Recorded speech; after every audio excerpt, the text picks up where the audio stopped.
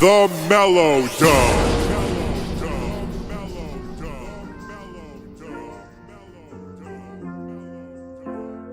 It's about that time, you're in the zone. Welcome home to the MellowDome. With us, the Mostin and all of his guests. One love, baby, you know we the best. We here to sow the seed, consult the weed, be wise to deed, and hack the holy feed. And hang with the wisdom, beat the system. On my ball of friends, I haven't missed them. Open up your mind and stop resisting. We know the world is flat, and that's a fat jack. But it's more than that. Fuck all the shit they say started with the bat. And any fat cat, Democrat, diplomat saying that. Awake and bake, awake and bake, awake and bake, MellowDome. Multi-streaming, beaming knowledge into your cerebrum. If you're hungry for the truth, you'll feed it. And I know some of us need it.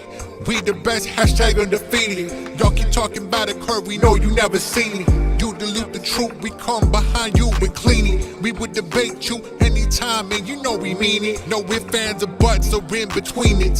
Raise the vibration, create the sensation. It's meditation or emancipation, then creation. East Coast, West Coast, all across the plain. Everyone together, everything to gain. Planting seeds everywhere, water like the rain. Different topics every week, open up your brain.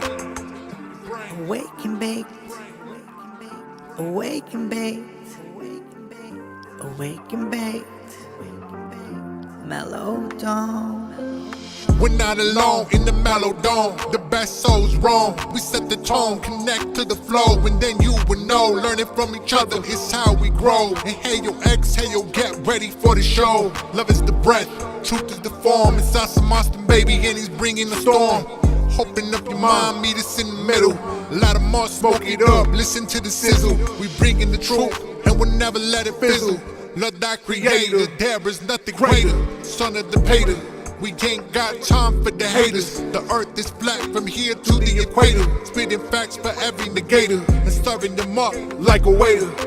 Awake and bake, awake and bake, awake and bake, MellowDome.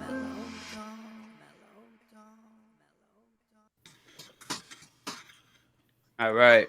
Welcome, everybody. And thank you for being here on the MellowDome. Let me fix this right here. Boom, here we go. All right. Thank everyone for being here on the MellowDome. This is Breaking the Chains, Volume 3. This is going to be a different kind of show than all the others. We usually get into, the hidden truths, conspiracy research, all that kinds of stuff. But tonight is something different. Breaking the chains. Breaking the chains is something that's dear to my heart. It's a topic about addiction, which I feel like needs to be brought up more. And so that's what this is all about. And whether you are someone who has conquered your addictions or someone who is currently still struggling with addictions, whether that's from cigarettes or weed, dope, whatever it is, porn or whatever, that's what this show is for. It's for you. So we're all equal here, whether you're someone who has conquered your demons and addictions or someone who is still struggling with them. We're all the same here. So I just wanted to throw that out there.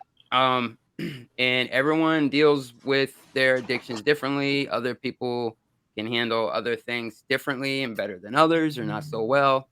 And tonight, this is about sharing stories and really just here to listen to others, to hear other people's stories, their journeys, experiences. It's really just something that needs to be talked about all around, I feel like. Maybe solutions can come up, ideas, and then maybe someone out there hearing this conversation can give them some hope or inspiration or ideas, or even just finding this community can help them. You know what I mean? So yeah, that's what this is about. And this is Volume 3, Breaking the Chains, a series that I'm going to be doing. I think I've been doing it once a month. just about. So if this is the first one that you're catching, I hope you enjoy it. If you or someone you know is dealing with addiction and they are looking for help or something, then send them this link maybe. You know, but yeah, I just wanted to say that. And tonight we have quite a bit of a large crowd tonight. It's gonna be a good one. Uh, First of all, let me introduce my co-host James from Grounded Extracts. What's up, brother? Yeah, what's up, man? How you doing? Good, good. Good, good. Happy to be here. Got a little bit of echo on your side. Oh yeah. All right.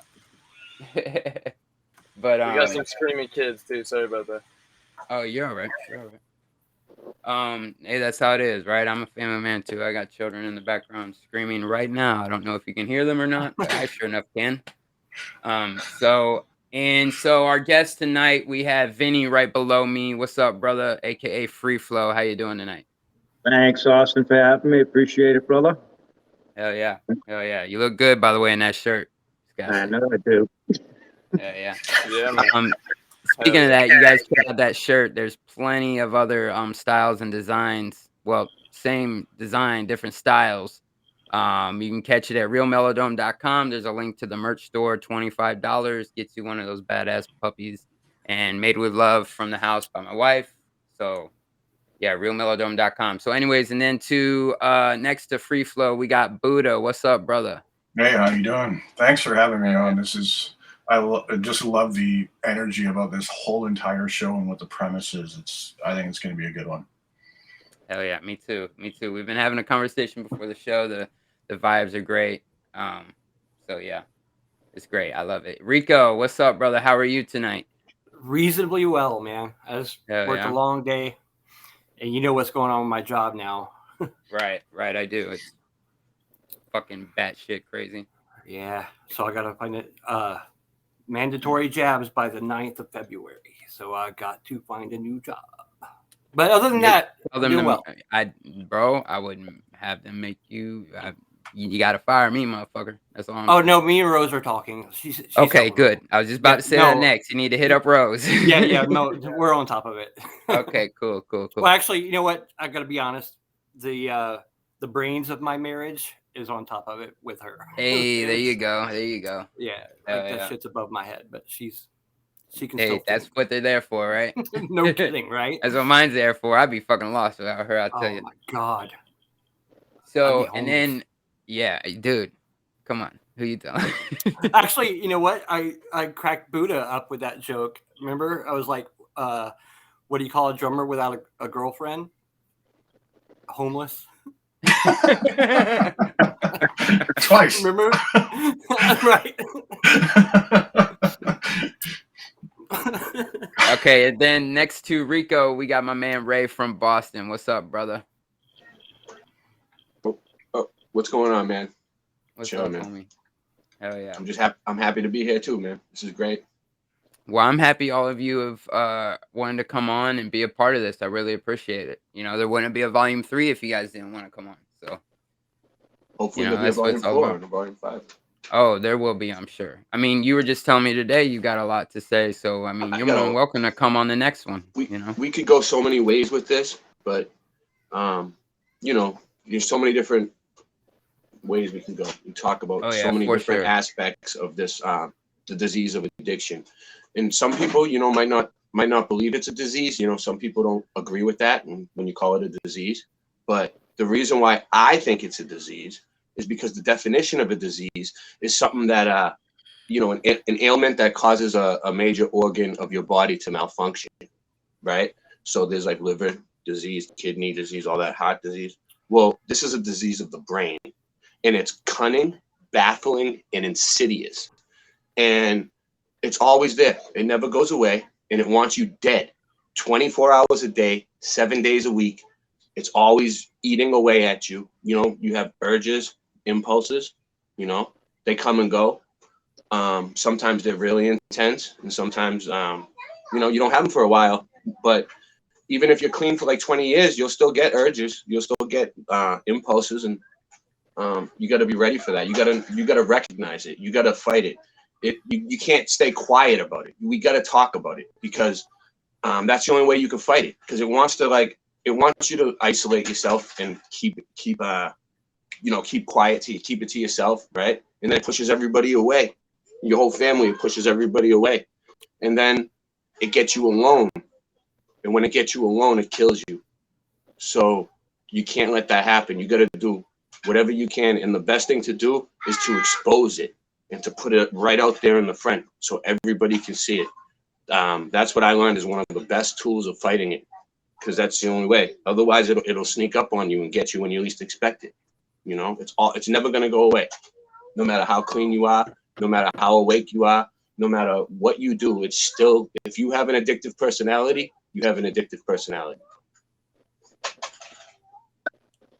I definitely agree with that, man. Definitely. Yeah, it's a good opening. Yeah, it's a great opening.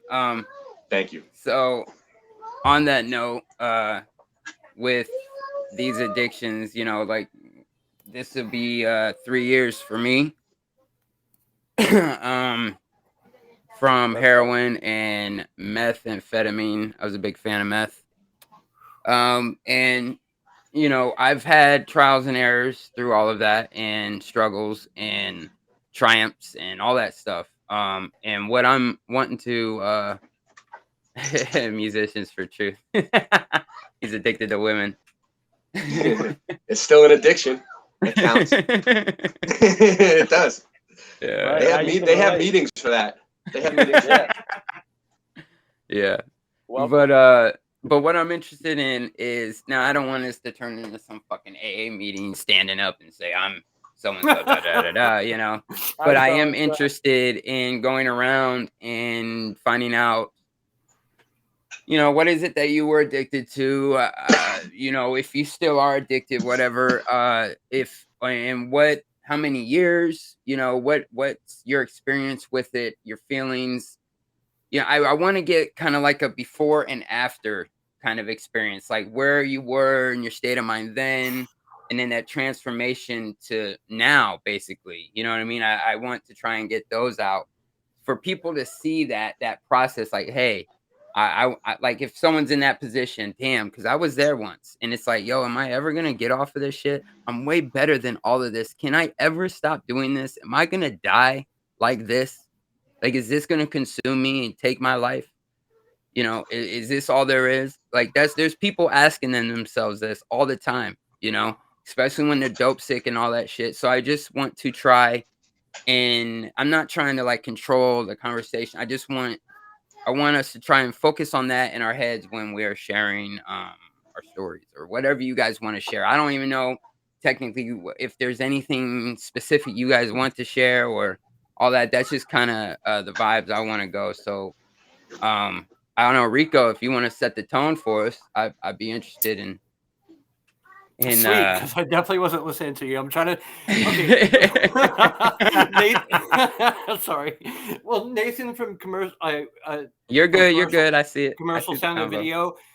Like, I made up the name Tinfoil Sombrero for XG, from Tinfoil Hat. Right. But when we showed up at our Airbnb, like, he had a surprise for me on my bed, which wasn't him naked and lubed.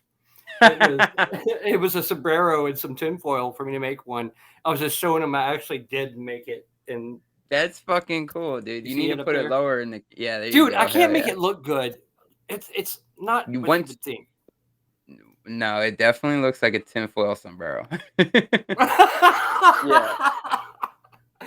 There's a I don't know what else there I would too. call that. But yeah, I'll set the tone. I heard most of it. Well, I just want, what were your addictions, how long, and then kind of like just, your mindset then, your mindset through it now, all that kind of stuff, like. Okay.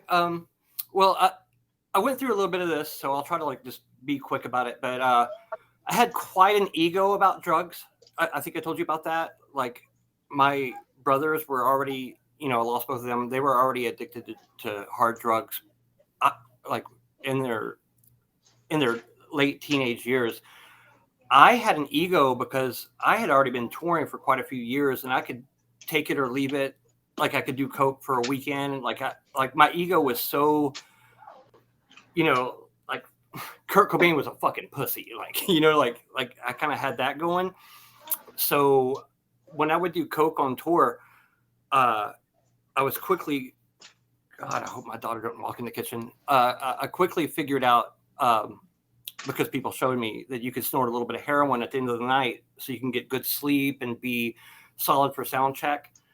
And I really thought I was just above anything. I would do ecstasy or whatever and just not even think about it, not ask for it. It would come along and I'd be like, okay, cool, I'll do it, you know? And it quickly turned into a out of control situation where I eventually got kicked out of the band. And I told you who some of my band members came to be. Like, you know, I'm working like a pretty hard job, and these guys are, I told you who they are. They shall not be named. Just saying. Yeah. Well, I mean, I'm still friends. Well, loosely friends with them. But and basically, I got clean because of my daughter, and there was like a couple relapses in there. Like I think the last one was, she was about 4. And I also said this on the last episode that even though I don't want to like give Flat Earth credit, the last relapse was 2014, and I haven't had one since. I think waking up was part of what's keeping me from that. But also, to be completely no shame honest, in that, bro. That's what I mean, think. I think it has. That's what happened to me. I think it's a huge part of my staying away from that shit. Definitely, dude. Yeah. But I need to be honest about something else. For some reason, drinking never took part in my addiction at all. But the first year I started working at Nissan, I came back from a break, and there was a lady that I was friends with at one of the picnic tables out in the break area. And she was like straddling a picnic table, like laid back, like she was taking a nap. And between her feet, she had a cell phone and her cigarettes, and it looked like she was taking a nap. And I didn't want to bother her. I just, I thought she was taking a nap, and she was like higher up. I'm not going to wake her up. And it hit me that I hadn't seen her again. And I came back out to check on her. And you ever like hold your hand down so long, it's like all dotty and like weird, like when the blood's not in there? Or her face looked like that. So I went back in to tell my bosses, I think something's wrong with her. And she actually had a heart attack. And it hit me really hard because, I mean, like the EMTs basically said if I would have said something when I first saw her, I could have saved her life. And it really messed me up. And for whatever reason, her family wanted to talk to the last person she saw alive. And they were going to go on like their first vacation in a couple of years that weekend. It messed with me. And I went to the liquor store and I drank like 4 days straight. And then I was like, oh, there's escape here too. So I'm not like a dysfunctional alcoholic by any means, but I definitely lean on it more than I'd care to. So I don't want anyone in chat or anyone that watches this to think that I've figured it out, because I have not.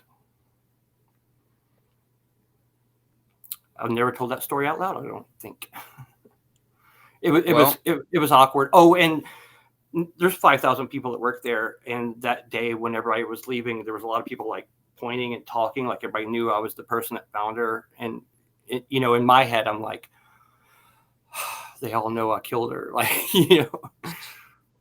Bro, you did not kill that lady. Yeah, no, I know.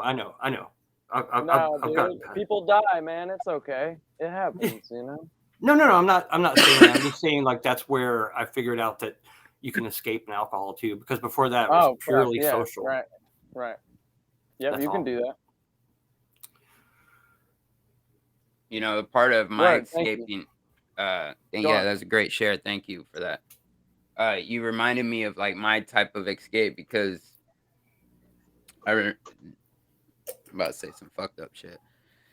But the day my mom died, man, I went on like a really big binge. Well, not right away. The morning she died, they wanted me, my family, my father, my siblings, they wanted me to come over and say my goodbyes to her before she left, before they took her, and I couldn't go over there and see her dead body. There's no way I couldn't.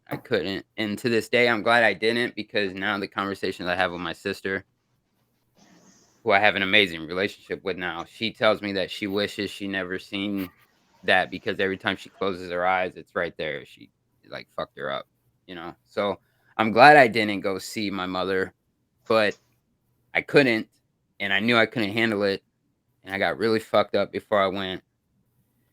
And then I didn't stay long because it was too much. And then it turned into a fight and, excuses and shit. And I left. Yeah.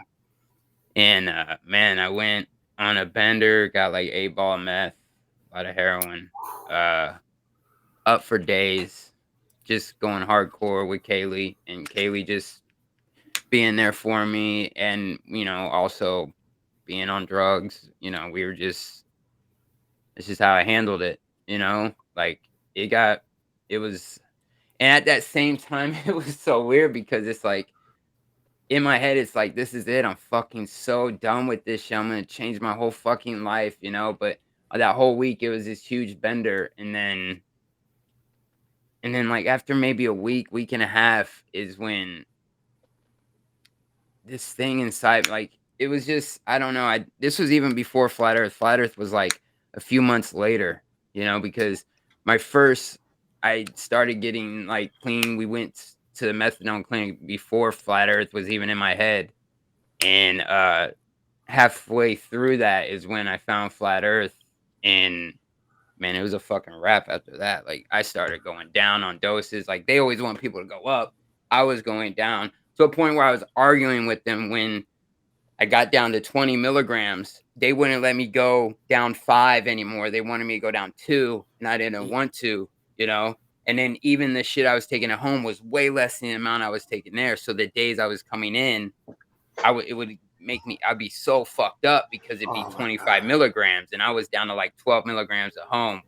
Like, and I was in good with my counselor. My counselor knew this. I had telecounseling because I had such a good record, never failed a drug test. I had take homes up to a month. I moved up real quick because I wasn't feeling drug tests. Like, I was not about being there. I hated going there. There was people there for all the wrong reasons. Like, ugh, I hated going. What was your biggest dose? What was the biggest dose you got up to there? I cold turkeyed off of 110, and most people don't even believe me. Most people are like, believe you. That up. I was on 120. Bro, that's bad, dude. That's dangerous. I was on 120. Oh, yeah. I got up to one. Go ahead. Did you? I didn't like level down. I cold turkeyed off of 110. That's fucking. I had a cold turkey off 120 in jail. Oh, in Nashua Street in Boston. Yeah. Did they give you anything in there? Nope. They gave me Thomas. They gave me Clonidine. They gave me Clonidine, which is like a blood pressure medicine.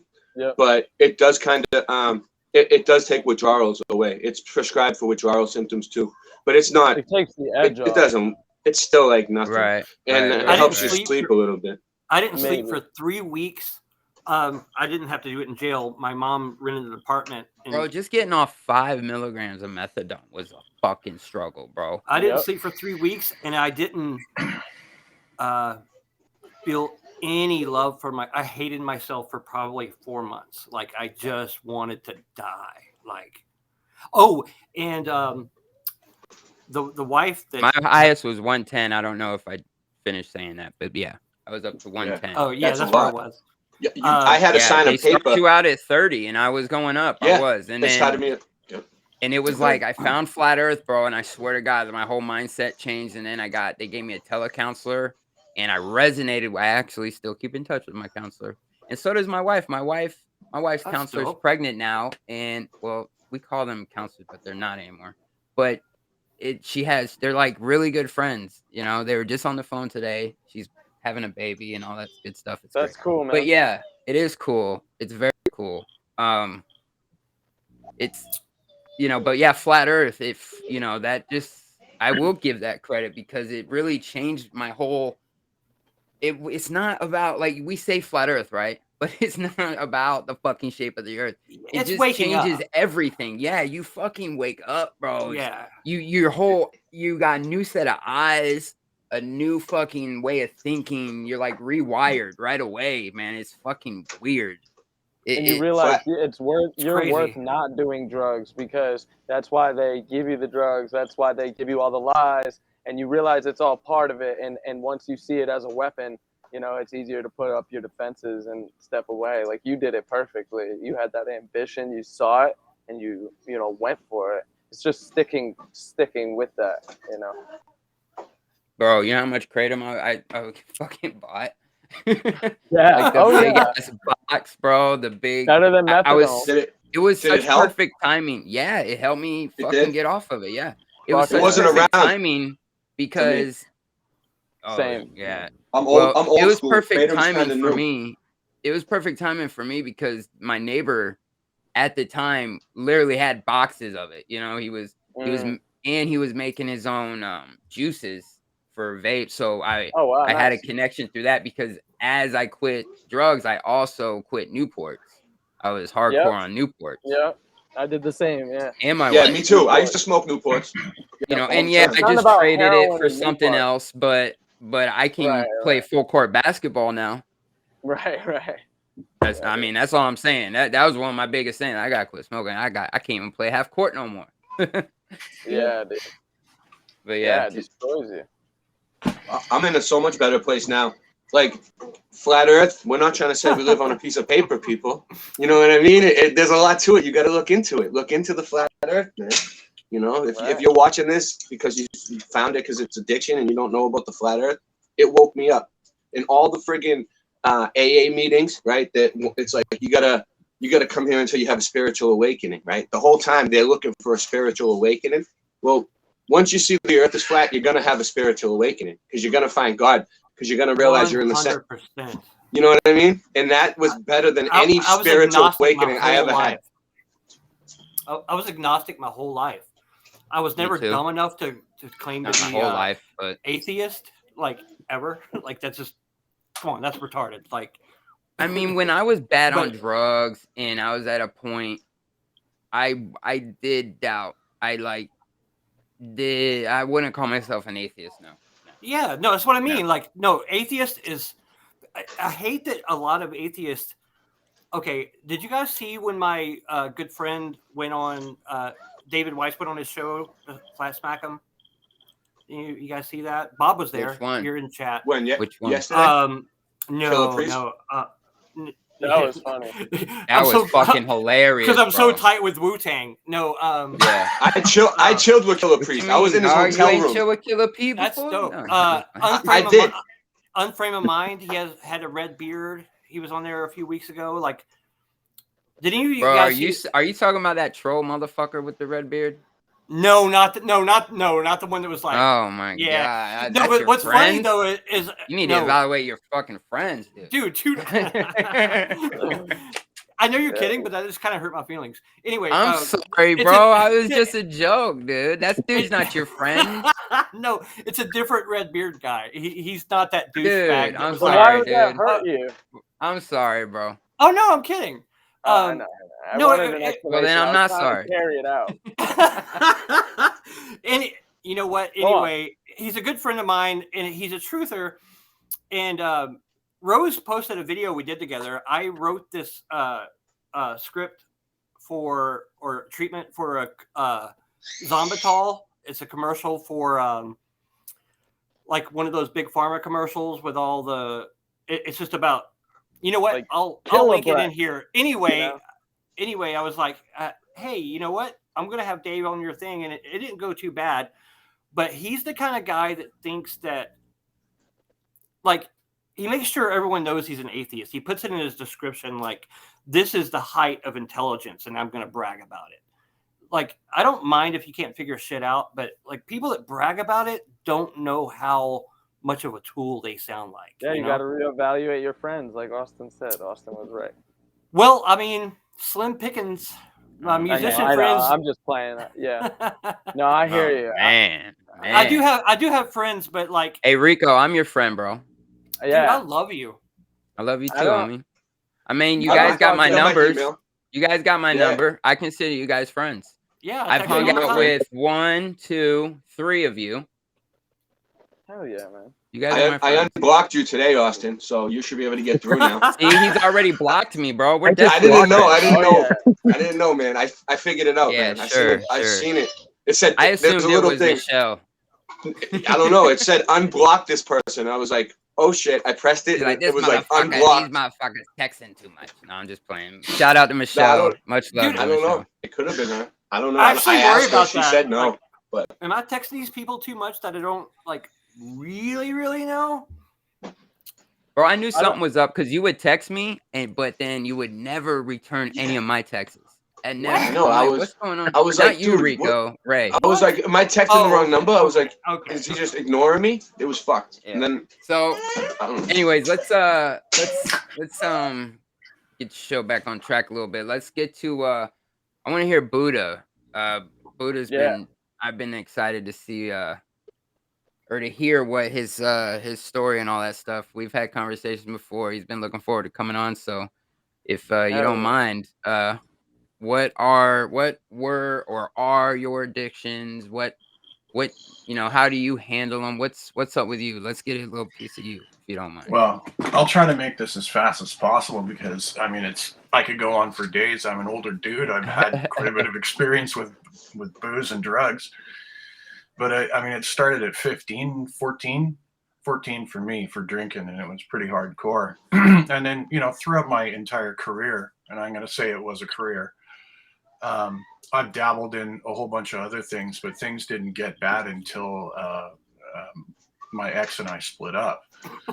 So the alcohol was to the point where it's just like, it went from binge drinking on weekends, and this is back when I was 14, 15, to taking booze to school, drinking that, having some in the locker, and I don't know how we got away with it, but we did.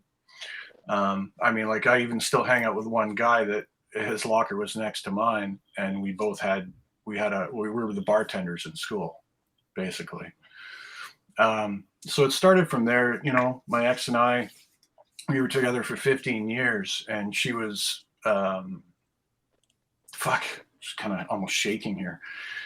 This is a story I don't think I've ever really told before. Like a couple people know it, but that's about it. But anyway, she was fairly abusive mentally, sometimes even physically when she got drunk too. And that was one of the things that we had in common was alcohol. And she got to the point where you would see this switch go off in her head, and she would turn around and start mentally abusing the situation, saying about all the guys that she's fucked behind my back and all that sort of shit. And so, what is that going to do? Right. That's going to throw you right into like, hey, fuck, what solves this problem? More booze. So, throughout all of that, we experimented with like ecstasy, acid, mushrooms, all that sort of fun stuff. And it never really as much as I love acid, I love taking it. You could feel the effects on your body, and that's one of the things I was always cognizant of. Now I know why. Now I know why you. Okay, it gets worse. No. I'm just way to really add to the conversation. Well, no, I'm just saying. I've heard a lot of his conversations. I watch all of his and Miss May's streams. They're fucking amazing conversations. God, if no one listens to guys, go check him out every Wednesday at what time? I watch him too.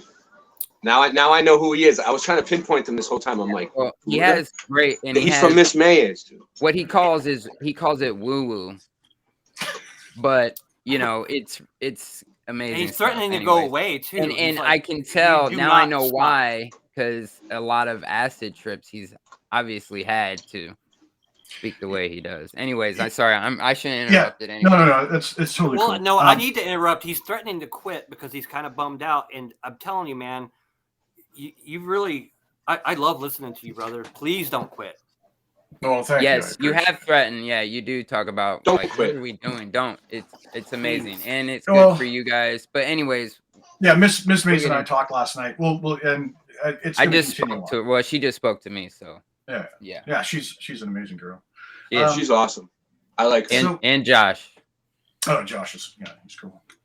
So fast forward 38 years old or whatever, the ex doesn't have the bravery to leave me, so she tries to force me to do it by basically putting me through hell. And we split up, and that's when things get real. I was playing on a hockey team at the time, and I have a death fear of going to the dentist. So, buddy of mine on the team, I'm on no names, no team, no nothing, because it's pretty easy to find out where I was. Anyways, he starts handing over Ativan. He's like, "Oh yeah, take one of these and go to the dentist. You'll be fine." So started taking Ativan, and it just kind of progressed along the way. Whereas, you got anything heavier? So he had a couple things. He had a connection that can get him Oxy and Vicodin, and he started handing over some of that, and I started buying off him, and then I went directly to the source, and it was a lot of Vicodin, a lot of Oxy. And the thing that I didn't like about that is that I wanted to function, because I was still, even though I was fucking absolutely messed up, I wanted to be able to function in the real world, or think that I'm functioning in the real world. So I started talking to a few people, and a few things that they say are, do a couple bumps. It'll bring you up, even though you're still feeling the Oxy or Vicodin sort of high or low, whatever you want to call it. Do a couple bumps. So got into that, and I thought I had it all together, man. I had it figured out. I was clear. I can go to work feeling like $1 million until I realized that, no, that's not how you fucking look, dude. Dude, I used to think the same thing. Like, if I had enough meth and enough fucking dope or pills or Roxys for this long, then I'm straight. I'm going to be able to pick up some shifts. I'll, fat check and then buy some more and we'll be good. And then I got this paid off. Like, yeah, fucking idiot. Yeah, it's fucking terrible. But there was a couple things that a few of you said. I watched these shows before, and and maybe some of you will relate to this, and I hope that you will. Okay, so I didn't want to live. My whole life was gone, and I was losing my job because of all the benders that I went on, the staying awake for 4 days and not coming into work for Monday and Tuesday. Lost my job that way. I just didn't want to live. I was fucking done. I just want out. So went on a huge bender. I think it was like a 4 or 5 day bender. I was living off, whatever. I was living off of EI, unemployment insurance, basically is what that is. So living off of that, I just wanted to just drug myself into death. So I don't remember a lot of it, but how I came back online is I drove, and I used to live in a town or a city called Calgary, and outside of Calgary is a place called Kananaskis. It's about a 45-50 minute drive, and it's a long highway. And I used to go there all the time and just hang out. So how I woke up from that was I was laying on a river embankment, and I was just in party clothes, cell phone sitting down beside, car keys sitting down beside, and I kind of just come to, and I'm looking around. I'm like, what the actual living fuck is going on? So I grab my cell phone, grab my car keys, put them in, and I know where I am. I finally recognize where I am, and I go walking back to the truck for the parking lot, because I know where the parking lot is because I've been to this place before.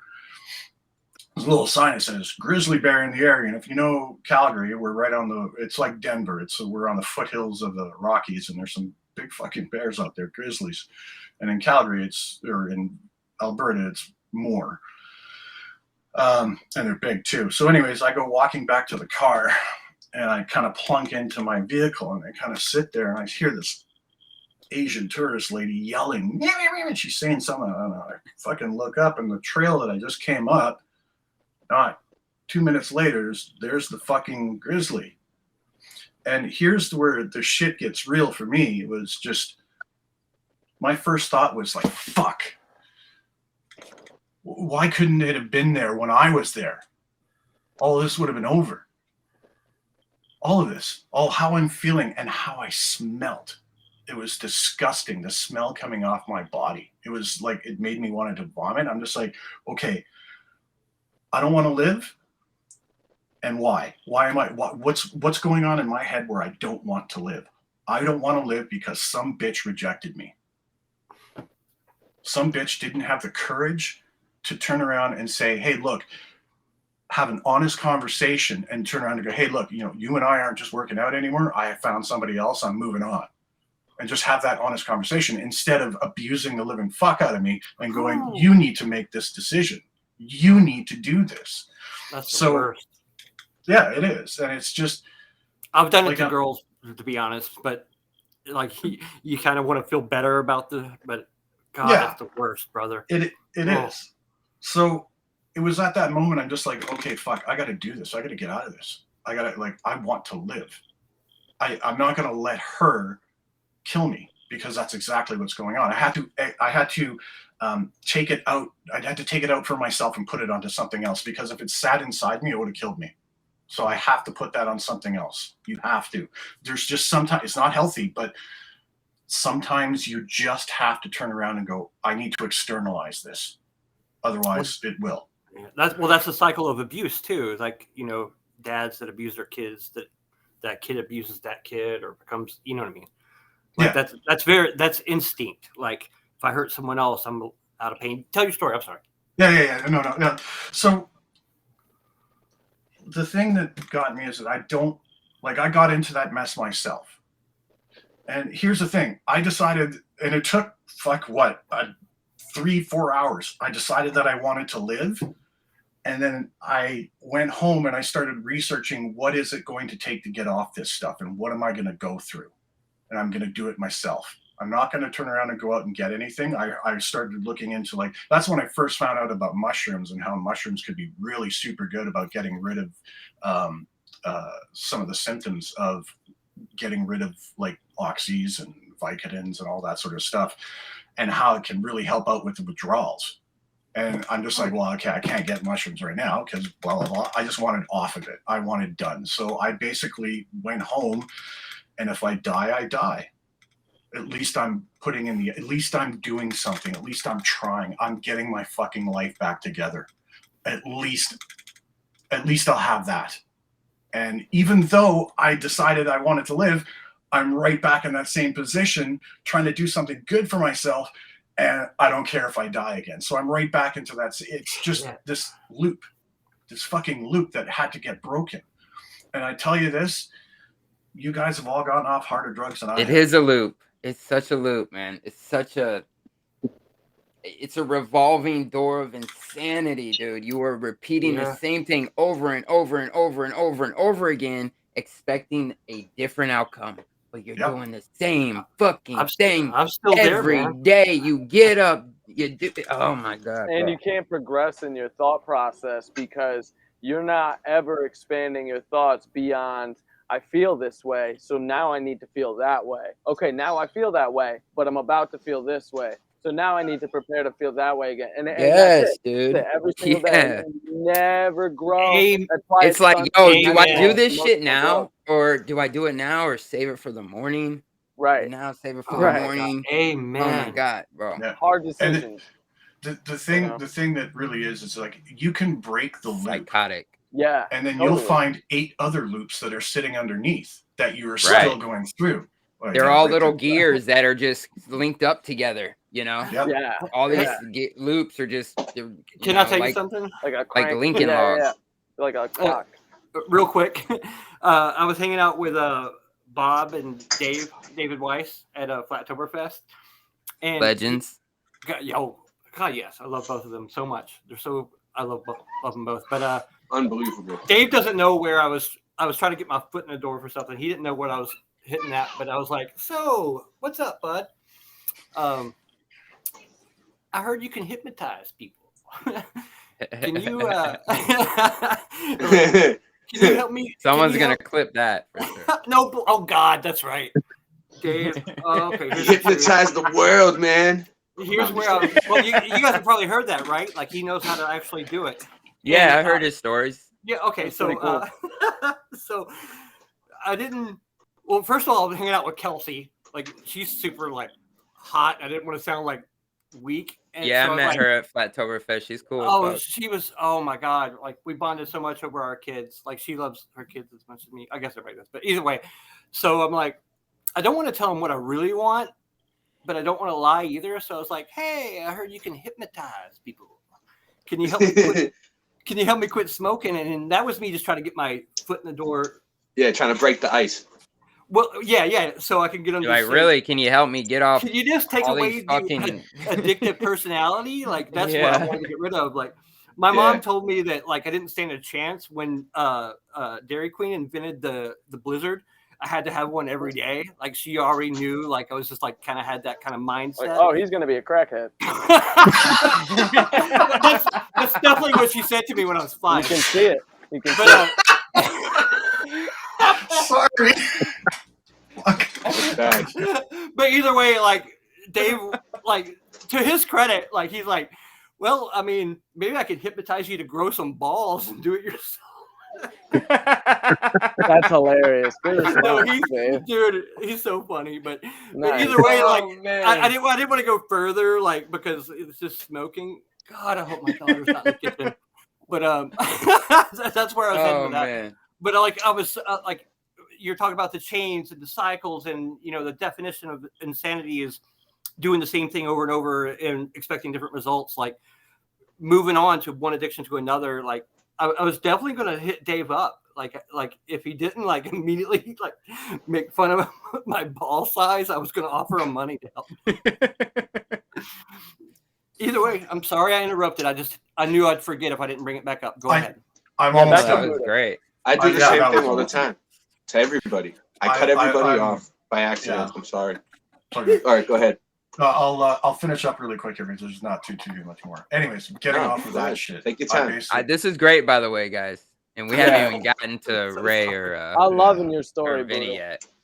Yeah, I'm so sorry. I'm so sorry. It's already been good, even if you guys don't get to me. I'm just happy to be here. Having a great time, man. Having a great time. I'll go though. I'm ready. I'm so honored to be here with you guys. By the way, like I enjoy all of your stuff, except for the guy in the bottom left. Oh, that's me. I enjoy being here. This is awesome. All right, Buddha. Go.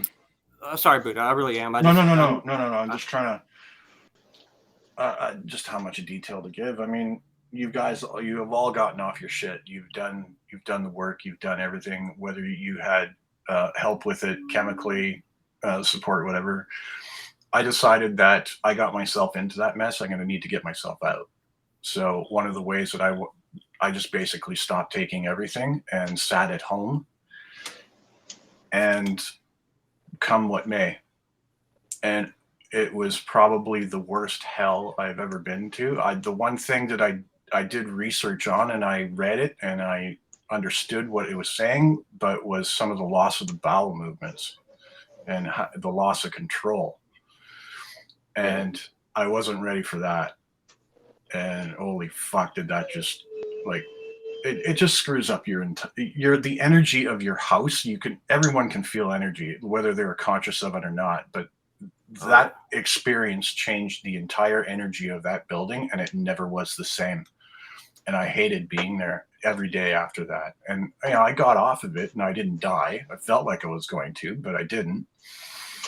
So coming out of that, I wanted to understand exactly how addiction works. So that's how I got involved with Residential School Healing Society. It's because we dealt with addiction for people that went to residential schools up here in Canada. So getting through that, what threw me almost back into using again, I was still drinking this entire time too. But what threw me back into almost threw me back into relapsing again was there was an experience with that revolved around that school, where I'm not going to say names or tell what town I was in at the time, because we went to different towns in Canada. But one of the things is I made a big mistake. We're not supposed to be talking to people who are on drugs, drinking, or whatever, and get them to tell their story and assist them with filling out their independent assessment process papers. So legally or with rehab, you weren't supposed to be talking to them? Well, it's just common sort of thing. Whereas just if you're going to be talking to somebody that's going to be going through reliving some of their biggest traumas that they've ever had in life, whether it be sexual, physical, or mental abuse. I feel you. Yeah. You don't really want to do it when they're under the influence, because exactly what happened to me is they turn around and says, okay, well, first of all, it's not going to be in a public place. 2, it's going to be at my house. 3, I'm going to need family support there. I'm just like, okay, that's good. So I get there. And, there's alcohol that's been had, obviously some drugs that she might have taken. And one of the things was... They're talking. It's serious. It's getting... one of the things that happened the language changed to what the schoolmasters and what some of the teachers did, to what, white people did, to what you and your kind did, to what you and what you did. And from there, the conversation escalated to the point where a gun came out, and it was shown to me or told to me that I was on First Nations land, and if they wanted to blow me fucking away, they could and bury me out back, and no one would ever come around. No one ever looked for me, and they pointed a gun at my head. And they're just like, do you want to die? And I'm just like, well, I'm on a second story of a fucking building. My only way out is through the back door, and that's or a back window if I can get out fast enough before they shoot me. So that instance, like, how do you recover from that? You don't. You go to a park, you cry for 2 hours, and then you hit the bar. And you fucking drink and drink and drink and drink until your liver gives out. And that's pretty much what I did from that moment on. Is I didn't want to go back to, didn't want to get into that loop again of oxy and blow. And so I just basically started drinking. You had a gun pointed at you? Yeah. Yeah, I have too, like right in my fucking face. I've been shot. I got right shot after my friend was shot. Boom! You want to get it too? I'm like, no, run. My homie's running. No. Yeah, I got shot in the leg with a 22. They tried to do a home invasion at my house, and they had guns at the door and shit, and they were aiming them through the door. But I had a pit bull, and for some reason, my pit bull scared them. I don't know. They took off. I tried to slam the door. I don't know what it was. Maybe it was the pit bull. I think it was. Were you using at the time, Austin? When I had the gun pointed at me? Yeah. Yes. Did you I was high then, and I got high after. All right. So it didn't like. I mean, it scared the hell out of me as it happened, but it didn't like traumatize me really. I got shot in the leg. It scared the fuck out of me. I thought he was gonna die. I thought he killed my friend. Like, I thought he was fucking dead. He didn't die. Oh shit! It went through his neck and out the back of his neck. That's a nice looking pit bull. That's a sick dog. Did any of you guys, when you first got into hard drugs, did you have to do that whole thing where you didn't have your own hookup? So you would have a friend that had a hookup, but you had to buy him like a $20 bag of heroin or whatever. Did you go through that? Say that again. Yep. Where you don't have your own hookup, but you have a guy that has a hookup, but he charges you for hooking you up. Like, you have to get him you got to get him well. There's no real friends in the dope. I mean, but I always try to avoid that shit. Like, it's like, oh, this motherfucker trying to get some off. But yeah, there's been times. Yeah, I know. I knew. You have to do what you have to do sometimes. Yeah. Right. Yeah. Well, this guy, I guess I didn't know him well. Like, I had hookups on the road in the music industry, but at that time, Nashville didn't have a lot of heroin. When I went home to not get dope sick, there was something called Dilaudid. You know what that is? Yellow. That's what I had to do. And he robbed me, and I didn't retaliate at all. And as he was lowering his gun at 22, he shot me in the leg. I got shot. Yeah, which is so cool. Like, I'm so hardcore. Like, I'm just kidding. No, Like it's pretty embarrassing. But like you know, I get like I'm like 50 Cent. Nah, you're like I'm 5 so cent white. because you only got shot one time. Yeah, Yeah, 50, 50 got shot 50 9 done got times. shot 9 times, right? Was it Supposedly. 50 divided by 9. Right, 9, and in the face, 9. and that's why he raps. Yeah. But no, Yeah. like I did, and it was pretty bad, and no one had yet figured out what was happening with me yet. Like I was still hiding it pretty good, so I had to make up that I was getting robbed for innocent reasons. Either way, go ahead. All right. Well, yeah, go ahead, Buddha. I'll just finish it off. Basically, how from that moment on, I drank, and then when I had 2 slip discs that happened roughly around the same time. I found that the only thing that would help would drink, and so I was drinking to the point to solve all the problems in my head. I wasn't really dealing with any of the problems. It just shut everything up. Yeah, it shut up my own demons, even though they came back when you get to the point. Anyways, I started to notice like a lot of pain in my body, in my back especially, and I thought, oh fuck, more back pain. So I started drinking more. It turns out my liver was failing. So yeah, a regular doctor visit, they're just like, dude, you need to like really stop drinking like right now. Just stop it. So went to Cabo. How long ago is this? Yeah, how old were you? That was 2017. So I got the diagnosis in August. I remember it was summer. Thought about it. And then my cousins was like, hey, I got tickets for Sammy Hagar's birthday bash down in Cabo San Lucas. Let's go. I'm like, fuck yes. So we went, drank my face off, came back. And then November 2nd, 2017, that was my last drink. Nice. So now you just smoke? I don't even smoke anymore. The only thing that I take for keeping myself sane is I microdose mushrooms, and the indica that I take to get to sleep is RSO. Hell yeah. Nice, dude. Nice.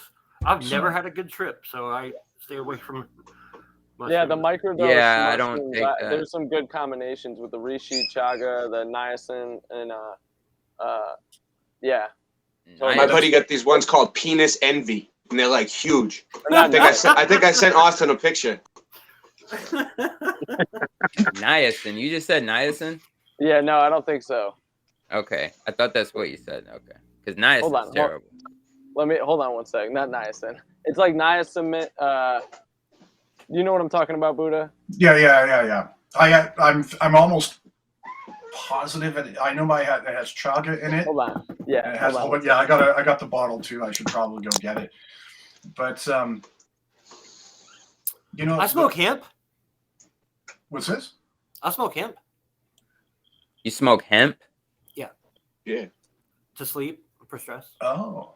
Like weed or hemp? Well, I mean, it looks like weed, but it doesn't have. So the CBD stuff. It's a different strain. The hemp strain, you mean? The strain they grow for hemp. It's like it doesn't have a high potency of THC in it. It's just they use it. You could smoke it, but they use it to make clothes and shit. Like paper, all kinds of weird shit. It's like it's cannabis. Right. There's cannabis indica, cannabis sativa, and then there's another one. Yeah, my girlfriend from high school has a hemp farm. Nice. Well, let's Vinny. Let's hear from Vinny, my homie, Free Flow from the Kakalaki crew. What's up, my brother? Dennis? Man, how do I even start, dude? Yeah. What's going on here, man? It's awesome hearing everybody's story, brothers. I love it. And I'll tell you, it started for me, man. Same thing as Buddha. Buddha, I think you're probably around my age, maybe. You in your 50s? I'm just coming up to 50 in March. All right, I'm 56. So I'm a little older than you. But I started out same thing as you, around 15, drinking with my buddies, and mainly on the weekends. That was it, and we just partied every weekend, and then those parties became keg parties every weekend. And we used to have a golf course that we lived near, and we'd buy a keg. We'd all go up the golf course in the middle of the night, drink, and hang out. Had a few issues with the law out there here and there, but nothing major.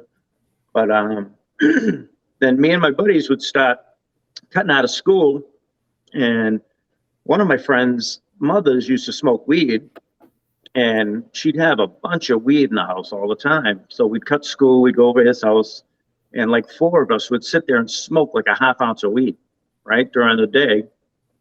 And there'd be a different one of us passed out on the bed, going, don't zoo, just leave me alone, right? Just freaking out on weed, right? And that went on until I was about 18 or so. I'm going to kind of speed it up, but that went on until we were about 18 or so. And then I stopped smoking weed at that point. I started getting paranoid, didn't like it anymore, and just couldn't do it. And started drinking, and more. And then started, as time progressed, like Ray in Boston. I grew up in Boston too, and I played in bands in Boston. We used to play all the clubs in Boston. I don't know if Ray will remember back then, but the band that I was in was called Sidewinder, and we used to play right underneath the Sitco sign in Boston. It was like, it's a warehouse, and there'd be all rehearsal studios in that warehouse. And we'd hang out with all the different bands. Everyone's getting high, drinking, partying, this and that.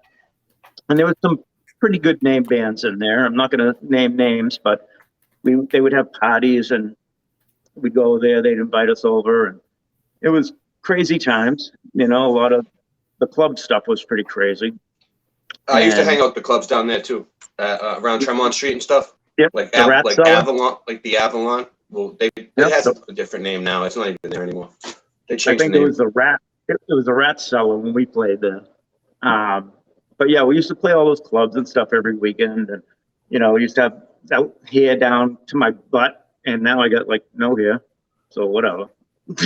Cut my hair, got a job, got Long rid hair, of the don't care. Sorry about that, dude. But and ended up we broke up after about 4 or 5 years, and then I just we started getting into the coke later in the band scene, and when the band broke up, I never stopped not doing coke.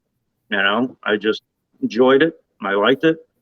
And then a friend of mine said, hey, if you cook it, you can smoke it, and you get higher quicker. And boom, freebasing's worse than crack, dude. It's fucking awful, dude. That nothing ever got. I mean, I used to do acid. We used to do acid, mescaline, all that shit. Angel dust. I used to do all that crazy stuff, man. And nothing ever hit me and got me addicted like smoking coke. I think I just admitted to smoking crack just now. But either way, go ahead. Yeah. Once you start smoking it just that was it for me. I didn't drink no more. I didn't care if I had a beer or not. Yeah. My life mission was to get up in the morning and figure out how I'm going to get money to get high. That was it. Wow. That's all I did every fucking day for years. Totally. Probably, I don't even know how many years, honestly. And this is all while you lived in Boston, right? Yeah, this is why I lived in Boston. Yeah, Boston's bad, dude. I'm trying to get out of here, dude. I'm trying to move. When my wife now said, we're out of here. We're moving to South Carolina. And that was 15 years ago, dude. I haven't touched any drugs. That's what I'm saying. Boston. Right? Hell yeah. But I drink. I still drink. Austin knows. I have a few. Oh, yeah. You was getting it, bro. You was getting it. Anyway, so right, man. Nothing hit me like fucking smoking. We had coke, fun though, man. We had a fucking blast. I had a blast. Like sloppy. We was having a good time, bro. Shit.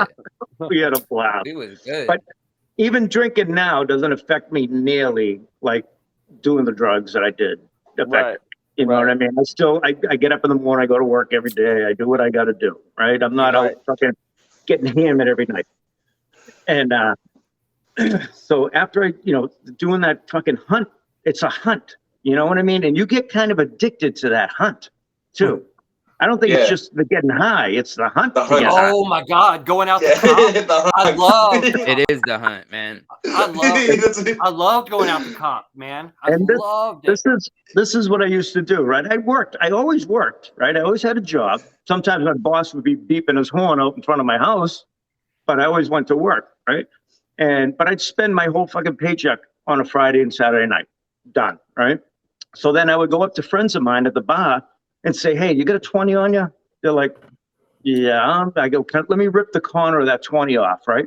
So I'd rip the corner of the 20 off. I tape it onto a $1 bill, and I go to the projects and slip it to them for $20 worth of fucking coke, crack, right? And finally they shot. Oh yeah, no, it gets better. Okay, go ahead. So, keep going. I'm the worst, man. If I was a dinosaur, I would be an interruptor. Yeah, but the crack trade on the Boston streets is hilarious. The shit they do to the crackheads, the shit that like what he's talking about, what the crackheads do to the dealers too, like back and forth. It's nuts, dude. It's funny. I want to hear what he has to say about this because I know crack dealers in Boston. All right. And I want to know what he's saying. This is what would happen. I would take that $1 bill with the 20 taped on to the corner, fold it up, hand it to the dude. He'd give me the bag and I'd take off, right? And this is in the projects in Boston, right? And Beach Street projects. I don't know if you ever heard of it, but dude, I used to live right across the street on the corner. I used to live on Beach Street on the corner. That was my house. Yeah. Yeah, the brown house on the corner. That was my house. Yeah. So that was my last house. One day, I went there like 2 or 3 times, got different people, you know, because you couldn't go to the same dude, obviously, right? Because they know. So my mother used to let me borrow a car all the time. She was like a big enabler. It was awful, right? And so I would come back with her car windows smashed because they would throw rocks and shit at the car when they figured out it was a $1 bill instead of a 20, you know? Yeah. But one day I handed the guy, a different guy, the same, a real $20 bill, right? And he's getting ready to pull in the bag out and he's getting it to me. This other guy comes running up to the car, stabs me in the chest with a fucking jackknife, dude, right? But the knife folded over, right? Whoa. It never went through my jacket because it was wintertime. And stupid me sat there still trying to get my fucking rock while he opened it up in front of me and stabbed me in the fucking leg, right? Oh, and, my God, dude. But I still got my rock, right? So I'm driving to the hospital. Well, that's what really matters. That's what it's all about. You consider that a success, dude. Yeah, it's walked away like a win, bro. I know it's called priorities. You want to talk about fucking being addicted, right? So I took my sock off, put it in my pants where he fucking stabbed me, drove myself to the hospital smoking that rock, right? I get to the hospital. They asked me what happened. I said, you know, I pulled over some guy, needed help with his car, and he ended up trying to steal my car and stab me. And they got the detectives out taking drawings of what the guy looked like and everything, right? Yeah. And I'm home one day, and the cop shows up to the house, and my brother's outside talking to him. My older brother, he's like 8 years older than me, right? And later on, my brother told me that this happened. I didn't realize at the time. But he said, do you know who your brother is? He goes, yeah, of course I do. He's my brother. He goes, you don't know who your brother is. And I'm like, the cops already knew about me. You know what I mean? That's how bad it was, dude. It's like when you're on that hunt and you're doing stupid shit. They never found the guy that they sketched, did they? No, the guy that I just gave him a bullshit fucking explanation. I was the one that was wrong, not anybody else, right? So right. But that was one good story. And then, like, you know, years went on and still getting high. And then I finally had enough. You know, when you say you got I'm done. Enough is enough, right? Yeah. I was sick of fucking, you know, not going to work, doing all the same stupid shit. And finally I said, you know what, I'm going to go to AA. And I went to AA. And this is where things went better for a while. And went to AA, met a bunch of cool dudes, hung out, everything. We, you know, got along, this and that. Met one of my best friends there. I don't talk to them anymore, unfortunately, but and they came up to me one day, and I was about 3 or 4 months sober at this point. I was working for a roofing gutter company, right? And my buddy comes up to me and he goes, "Did you ever think about doing this on your own?" Because after about 3 months, 4 months of being sober, I started running the gutter part of the business for my boss. And he comes up and says, "Did you ever think about doing this?" I said, "I don't get the money to start a business, anything like that." He goes, "What if I can get you the money?" I went, "What?" He goes, "When you get your year coin, being sober, figure out how much money you need and I'll help you out." I went, "What?" Nobody ever approached me with anything like that in my life. You know what I mean? And it came to the point where I was sober for a year, didn't drink, didn't do nothing, right? And he came up to me and said, what's the least you need to start a business? And back in 96, I think I told him it was like 15 grand. And he said, "Okay, we'll do it all legal. Lawyer signed up documents, everything. I have to pay him back with interest, everything, right?" I started my own company, my own gutter company. And I think I had another year of payments, so 12 months of payments to pay him. And he came up to me and said, "Give me $1,000 by the end of the month and we'll call it even." I went, "What?" And I didn't pay one. People in AA. Yeah, I said, yeah, I didn't pay one bill. I didn't pay nothing that whole month, dude. I let all my bills lapse, everything, handed him $1,000, and he wrote it off and said, "It's yours." And that was in 1996, and I still have my company today. Right? Wow, that's beautiful. So that's what happens when you. That's what happens when you wake up and figure this shit out. You know what I mean? Yeah. And believe me, it wasn't all. I did have a relapse since then, because my ex-wife was a drinker and a half. She was a drunk, basically. And like Buddha said, the abuse, the physical abuse. I was right there with you, brother. It was awful. She'd get drinking. Alcohol is a drug. And it's the worst drug because it's legal and it's one of the only drugs that can kill you from withdrawals. So it's a Massachusetts state law where if you're having alcohol withdrawals, a detox has to take you no matter what. If they don't have beds, they have to put you on the floor. It's a law because you could die from alcohol. Yeah. But anyway, I just found out something new about alcohol. You know how they call wine spirits, right? And that's for obvious reasons. Dude, don't even get me started on that. Well, listen to this, though. I just found out that the word alcohol is a Greek word spelled the exact same way, alcohol, but it's pronounced alcohol. They're called the alcohol, and they're a flesh-eating spirit is the definition of the alcohol. So basically, whenever you see a liquor store that says alcohol and spirits, it's basically spirits and spirits. Like, that's what the whole movie, really, it's tattooed on my fucking hands. The Shining. That's what that's about. He goes insane because he turns into an alcoholic. Yeah. But they're called the alcohol. Which has a lot of fake landing references. Oh, yeah. No, there's, you know what? Different show. But yeah, I definitely know every word to Room 237. Mm-hmm. Dude, I'm so sorry I had to walk away. My wife and daughter are both down with the flu, and it's just me and my son, Atticus. So I'm no disrespect. That's an amazing name. All good. Atticus? Dude, I know. Dope. Like, pretty much, pretty much everything I name or do is amazing, but thank you. Man, I like that. Yeah. I like that a lot. What does that mean? Atticus? Does it mean anything? Atticus Finch? I don't. Yeah, from To Kill a Mockingbird. Whoever said that. Yeah, that's what it's from. Nice,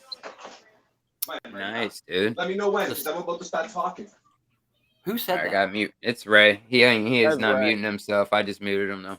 Oh, but hey, man, I hated to walk away, but I told him. I think I told you too that I'm probably gonna have to get up. He's awake now, so if you see me go, it's no disrespect to anybody or their stories. Nah, man. Well, I walked away right in the fucking, like, the best part, too. I was like, It's all good, man. It happens. You're good. We know how it is. You a family man. We all got family. You know? This has been a great show, guys. I really appreciate this, and I really appreciate all of you in the chat here watching. All of you in the chat, of course. I say this a lot. You guys set the tone of the show, that's for sure. I appreciate all of you for being here. So Vinny, is there you want to share some more or? I want to share a little bit more, just another minute or two. Like I was saying, my ex-wife was a major drunk, and at this point, I wasn't drinking or anything anymore. And I used to have to literally rip the spark plug wires out of the car so she wouldn't go driving, right? And it came to the point where I said, you know what? Fine. If you're going to go drink, I'll go with you, because I'd be out at 3 a.m. looking for her, right? And it was getting ridiculous. So I said, fine, if you're going to go drink, I'll go with you.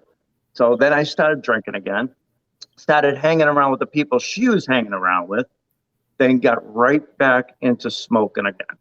All right. Damn. And now I have my business and I have my own home. Wow. I have, my whole life's together. Right.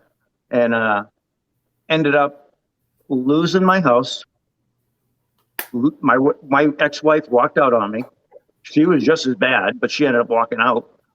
And I met my wife now, and she ended up moving into my house with me before I lost it. And I mean, it goes a lot further than that, but I'm going to give you the quick.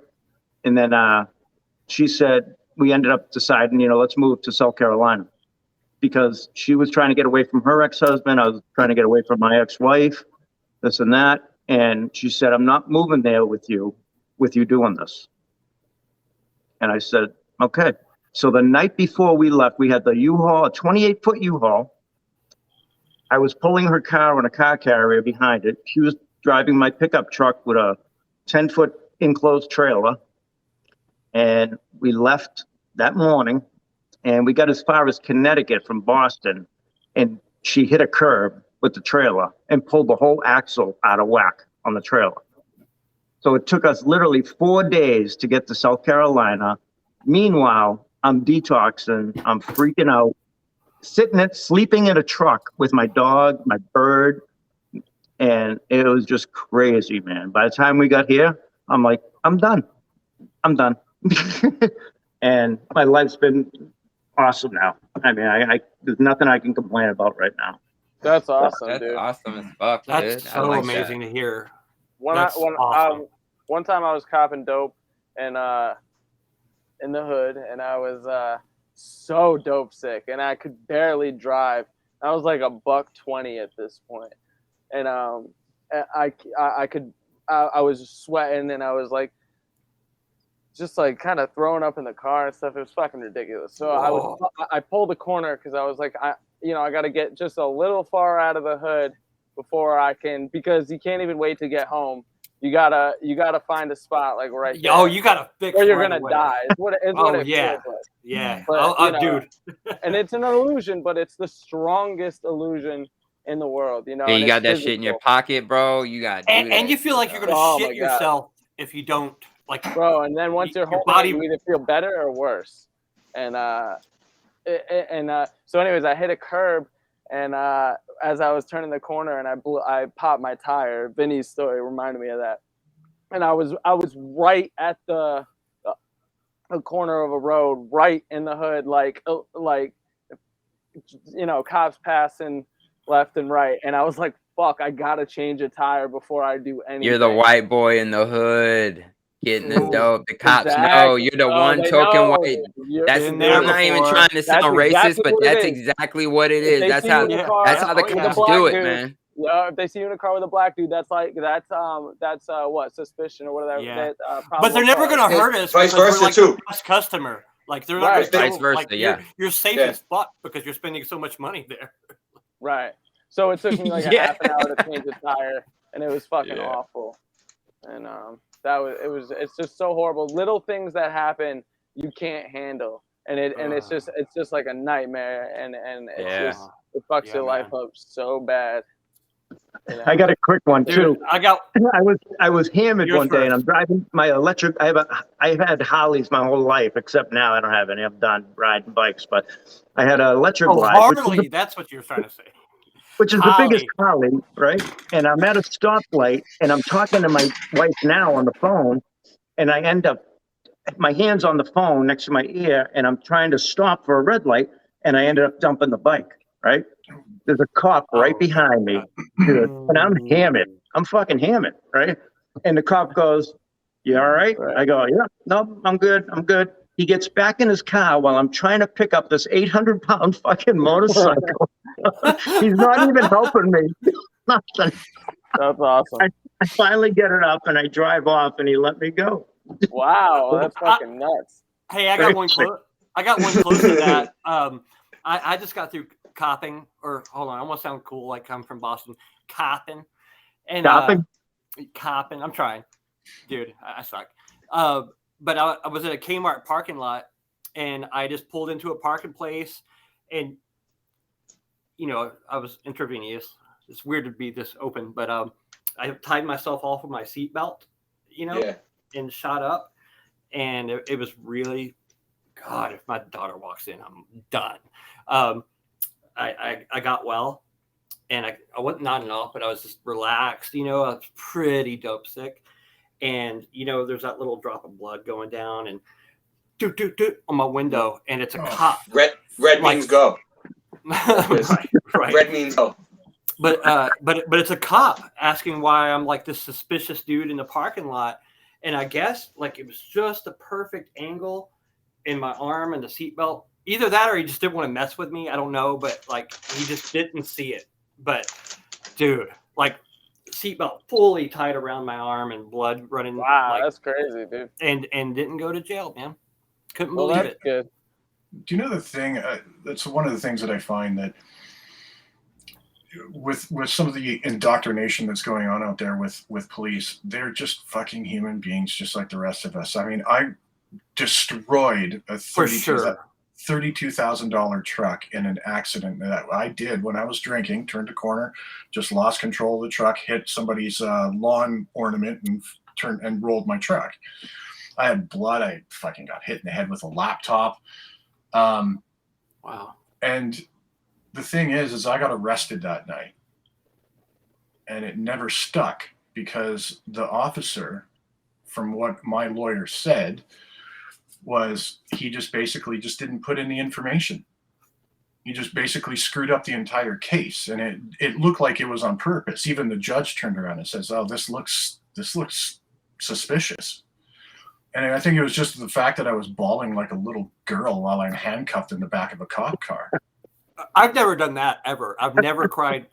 And dude, first time for me. So you wouldn't believe how scared I used to be kind of cute too. I was so scared the first time I went to jail. Yeah, it's not cool, man. Not cool. Jail sucks. But no, there's been a bunch of really cool cops. I lived in East Nashville, which is the cool part of Nashville. And a guy pulled me over for running a light. I was shitty drunk, and he went to the bar that I went to a lot. So I didn't know his name or didn't have like a relationship, but he was super cool. But he found rigs on me, you know? Yeah. I hear someone. So he had to arrest me. But after that, he would see me skating home and like pick me up and give me a ride to the house. Although in the back, but still, like, he felt bad about, you know, you're right. Like, you only hear about the shitty cops these days, but like, I think 95% of the cops I've had interactions with were really good dudes. Yep. Like that's a media fallacy right there. Like cops, I'd say 50-50. Yeah, I've met some fucking crazy. We got some bad cops. Some real piece of shit fucking cops, man. Yeah, there's bad ones. I've been wrongfully arrested. I was fucking stabbed in my own house. And I got fucking arrested. Yeah. Ray would like this. Ray would like this one. Ray, you know Jamaica Plain? Yeah, that's where I used to live in Rosendale. Yeah, me too. That's where I grew up, Rosendale. Yeah, Beach Street. I used to live on the corner. Yeah. I lived on Pierce Street.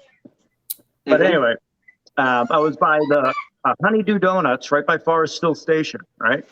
And I'm parked in my car, right? A little Chevy car, whatever. Me and my buddy we're drinking. We got a 6-pack. We're drinking, just sitting in the car. And then he's got the 6-pack on the floor between his legs. And all of a sudden, I get a knock on the window. Same thing. It's a cop, right? And I have the beer right in my hand. He's got a beer in his hand. The 6-pack's on the floor. And I roll the window down. I go, "Yes, officer." He goes, "You know why I'm here?" I go, I look at the beer. I look at my buddy. I look at him. He goes, You were causing some problems in Reedville the other day, weren't you? I was like, yes, sir. I had a fight with my girlfriend. He goes, yeah, you were peeling out your tires, everything around Reedville, this and that. And I'm like, yep, I apologize. I was fighting with my girlfriend. I shouldn't have done it. Blah, blah, blah. He goes, don't let me see you down there again. And he drove off. I'm like, yeah. I used to live over there. I used to live over there too. I used to live over near Reedville too. But anyway, go ahead. That's good. Good experience. Stop interrupting people, dude. Actually, I want to hear you, Ray. I want to hear what you got to say. Okay, man. So, realmellowdome.com, David. Real MellowDome. I don't know, man. I've tried every single drug pretty much that's known to man, dude. But like throughout my teenage years, I took a lot of hallucinogens. I took a lot of ecstasy. Thanks for spitting on the floor. Can you please go in there? I can't get to sleep. Oh, she's from Boston too. Busy. Man, I gotta. Yeah, my girl's nuts too.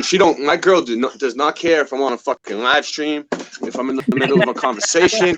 She'll just come out and just fucking interrupt me.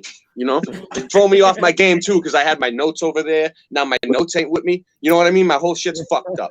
No, but it's all right. I'll just wing it. No, so my wife makes me come on these streams with you guys. She's like, you need to hang out with these people more. She forced me to go to Planktoberfest. I wasn't going to go. I plan on bringing Michelle to the next meetup, dude. She needs to make some friends. Yeah. So anyway, by the way, how many people hit on you thinking they were like talking to the girl in the picture? It got me a lot of subs at first, but when I first came on, he did it. Bob from Ghostbusters, he's like, dude, I've totally hit on you. Yeah, Bob. I remember when I first told Bob my name was Ray, he was like, what? He couldn't believe it. I was like, dude, I use my girlfriend's cell phone. What do you want me to? And it's true, dude. People have met my girlfriend. I mean, you'll see. Anyway, so I tried everything, dude. I took a lot of hallucinogens. I took a lot of ecstasy, right? And I think that kind of got introduced those drugs into my body. Suck, bro. I like you, Ray, dog. Thank you. Go ahead. I love, dude. I've seen some shit, dude. I got bored with the hallucinogens. I got to the point where I was mixing shrooms and acid, mixing candy flipping, candy tripping, mixing them all together, sniffing coke, one time I took acid, coke, and barbiturates all at the same time. I was just mixing everything, dude. I tried everything. I started mixing everything, but that was like when I was a kid, and I never really had a problem. I stopped after a while, but then when I got old, wait, hold on. Wait. You was a kid? How young were you? Fear and loathing. What are you talking about? 16. I started when I was 13. I started smoking weed. When I was I started drinking and smoking weed when I was 13, dude. And my brother started when he was 12. My younger brother started before me. So then when I started 16, I tried ecstasy, and I kind of like tripped, and then I kind of liked it, so I started looking for hallucinogens. So then from 16. And I was broke, so I started selling drugs, dude. I sold everything, dude. That's how I supported, my whole thing, dude. I had a drug dealer's habit. I just going nuts, all the time. I used to throw parties at my girl's house in West Roxbury, right? And it was all weekend long. Her dad went away to the Cape every weekend, and we used to have the strobe light going, dude. People come. I used to have DJs coming by at 6 a.m. to they were going to do raves, and they were coming to see me before the rave on Saturday morning in New Hampshire. All these techno dudes and all calling me up at 4, 5, 6, 7 in the morning.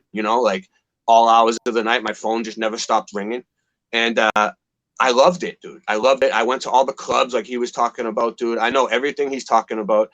Friggin', I got to the point where half of the drugs in the state were mine. They were raiding my house every 2 years, dude. I lost everything, every 2 years, and I just moved to a new place and just restarted it. They evicted my family. I got my family evicted. My mom and dad thrown out on the fucking street every fucking time. It was the same fucking cops every fucking time. It was the NORPAC, right? They're a Norfolk County Drug Task Force that works with the state police and the DEA. And then it was the Boston Drug Control Unit working together, dude. They would, and I just kept getting arrested. But then when I started trying to work, and I was working at UPS, and I got addicted to painkillers because I was unloading trucks like all night, like 4:30 to 9 a.m. unloading trucks, just like 1,000 packages an hour, boom, boom, boom. So my back started hurting. So in the morning I would take 21. Okay, sorry. Yeah, I was working for UPS and I was doing good, dude. I was a Teamster. I was doing the driver helper. I was doing the overnight. I was working overnight and then going out with the driver all day and delivering packages. And I was getting to the point where I had my license. I had a car. I was gonna drive a UPS truck, and I was gonna make 70 grand a year to start out with, dude. It was nice. I almost had it, but I lost it, you know. And so I started taking pills, and then I started getting sick, dude. And I remember the first feeling I started getting was chills. And then I started feeling stomach cramps and, like he's saying, losing your bowels and throwing up. And then you get hot and cold flashes, and then you get mentally ill. You get to the point where you can't even get out of bed. Then I started using heroin. I started shooting heroin. And then I was using needles. I started shooting everything. I started shooting coke. I started shooting heroin. I was speedballing. I was on methadone shooting coke and heroin while I was on the clinic. I was bad, dude. I was bad for a long time. And then when I was like 22, and when I first ran into my first problem, like when I started realizing I'm having a problem, I was drinking with my friends at my house, and I had a car, and I had to go down the street to meet someone real fast, and then like my friend I told everyone not to park at my house because I didn't want cars pulling up to my fucking house. You know what I mean? I was like, park down the fucking street, park on the corner down there and walk up. You know, don't fucking pull up no fucking cars in front of my fucking house. You know what I'm saying? So, because that's what they do. They'll take the plates, dude. They sit on my street and they would take the license plates, and then they would show the license. They would run the plates for any drug offenses, and then they would show the judge, hey, look, he had 50 people come to his house in 3 months that had weed charges. We need a warrant. You know what I mean? That's what they used to do. So I was like, don't fucking pull up at my house. So I had to drive the kid to his car. I had to go down the street to meet someone. I was sniffing coke. I was sniffing heroin. I was drunk. I was smoking a ton of weed. I had huge bongs. I was taking huge bong rips. I was all fucked up, and I was like falling asleep. And my mom was like, you know, don't let him drive. Do not let him drive. And I was like, it's all right, Ma, I'll be fine. So I went down the street, and I was like 5 minutes down, not even like 5 seconds down the street, dude. And I was making a left turn, and I was yielding at the green arrow or whatever. And I yielded, dude. And I waited, and I didn't see no fucking cars coming, but there was a dude in front of me, and it was like a van blocking him on the opposite side in the lane. And dude, this dude was speeding, dude. He was, dude. I went, and this dude flew up and just nailed me, dude. And I was fine. Everyone in the car was fine. No one got hurt. But the state police came, and I was already on probation because they raided my house, and I had a bunch of weed in the car. So I remember just driving, and it was like, and then I remember seeing the windows that, like the side windows, like flip out like this, like, you know, like they were like, and I was like, oh shit. And two of the kids in the back, like, were pretending they were hurt, like laying on the ground. And my buddy Greg got out and started smacking him in the face, like, you're not hurt. Get the fuck up. You're not hurt. Like smacking him in the face, right? So then I took off because I went to throw my weed in the bushes, right? Over by the train tracks. And we were right on, you know where I was, dude? You know where I was. Cary Ave, dude, coming off of Truman, taking that left. Yeah. So friggin', so the fucking, the state police came, and they were like, all right, first the dude that crashed into me was like, listen, man, because, he was like, where's he going? And my boy was like, dude, he'll be right back. Don't worry. He's not taking off. They thought I was taking off from the scene. You know what I mean? He was like, no. So then I came back, and the cops weren't there yet. And the guy came up to me and was like, listen, man, I'm not going to say anything about what you put in the bushes, but, you know, don't worry about it. It's cool. You know what I mean? And he was from the Cape. He was from Cape Cod because I seen his license and his, you know, and I was like, all right. Lucky. Yeah, so listen to this. So the cops came, and they were like, what happened, right? And when you're in a car accident, no matter what, you blame it on the other person, dude. You don't fucking admit that it was your fault, no matter what, dude. You don't incriminate yourself. You know what I'm saying? So the cops came and I was like, they were like, what happened? And he was like, you know, he didn't yield. He failed to yield at the left. He failed to yield at the left turn, right? And I was like, no, that dude was speeding. It was his fault. I yielded. He flew up and hit me. He told the cop he threw something in the bushes. He ratted me out. That motherfucker said what? Yeah, he ratted me out, dude. And then the cop went and found the weed. It was like, look, and I was like, that ain't mine. He's the one. I was like, that guy's the one that told you it was there. Maybe he's the one that put it there. And the cop was like, look, man, don't play with me, right? I was on 120 methadone, right? I was on probation. I wouldn't probably get bail, right? You know what I mean? They would put me on suspend my probation and keep me in. He was like, I'm going to take you to jail right now if you don't admit that. Like, he basically forced me to admit that the weed was mine, dude. I was going to fight him on it and blame it on the other dude. And then I was all shit-faced, and I was like, I just want to get to the clinic in the morning. You know what I mean? Like, I was like thinking about that. I was like, I don't want to end up in a cell. So I told the cop, it was mine. It was mine. It was my weed, man. You know, it was like 4/8 bagged up. You know, so it was like a half ounce. So the dude was like, the cop was like, all right, man. He wrote me a citation, which is the same thing as getting arrested, but I didn't have to go to jail because I told him I'm on the methadone clinic, dude. Please don't take me. I was like, please don't take me to jail, dude. I was like, I told you the truth. I was like, I'm just, I didn't mean to lie to you at first. I was just scared. I was like, but listen, man, like, I don't want to go to jail because I'm on methadone and I'm going to be sick. I was like, so please. They don't take you to, they don't have a group of methadone patients they take to the methadone clinic there? Not here. No, they used to. They do in Nashville. Here they only take, you see, look, listen to this. They only take the pregnant chicks. Well, that's a oh my god! Wow, there you go. Yeah. Yeah, that's crazy right? too. The pregnant girls that are on it, I feel bad, dude. The babies come out on methadone. They're dope sick, and they have to wean the babies off of the methadone when they're born. And then they grow up to be an addict. And for anybody in chat, circumcised while dope sick, like it's just a fucking nightmare. Oh man. my what a god! way to enter Could you imagine? World. What a way for anybody to enter in the chat world. that I didn't circumcise. Good, man. Same. For anybody in chat that doesn't know how bad methadone is so much worse and stronger than heroin and harder to come off of. Like they trick you. Absolutely, and they do it for a political reason. They make a lot of money off of it. It's cheap for them to not make just that. Check this out. It's synthetic. So you have all these. It's all junkies part out there. of the war on drugs. It all lines up. Oh yeah, they have. But go ahead. Part of the plan. You're out there. Okay, if you I was up to probably easily like $150 a day of tar, and I was lucky enough to have a pretty good income. I told the story last time. My drum tech was stealing my cymbals and pawning them to try to keep up with our equal habit. But you go on methadone, and back then, this is quite a while ago, it was only $84 a week.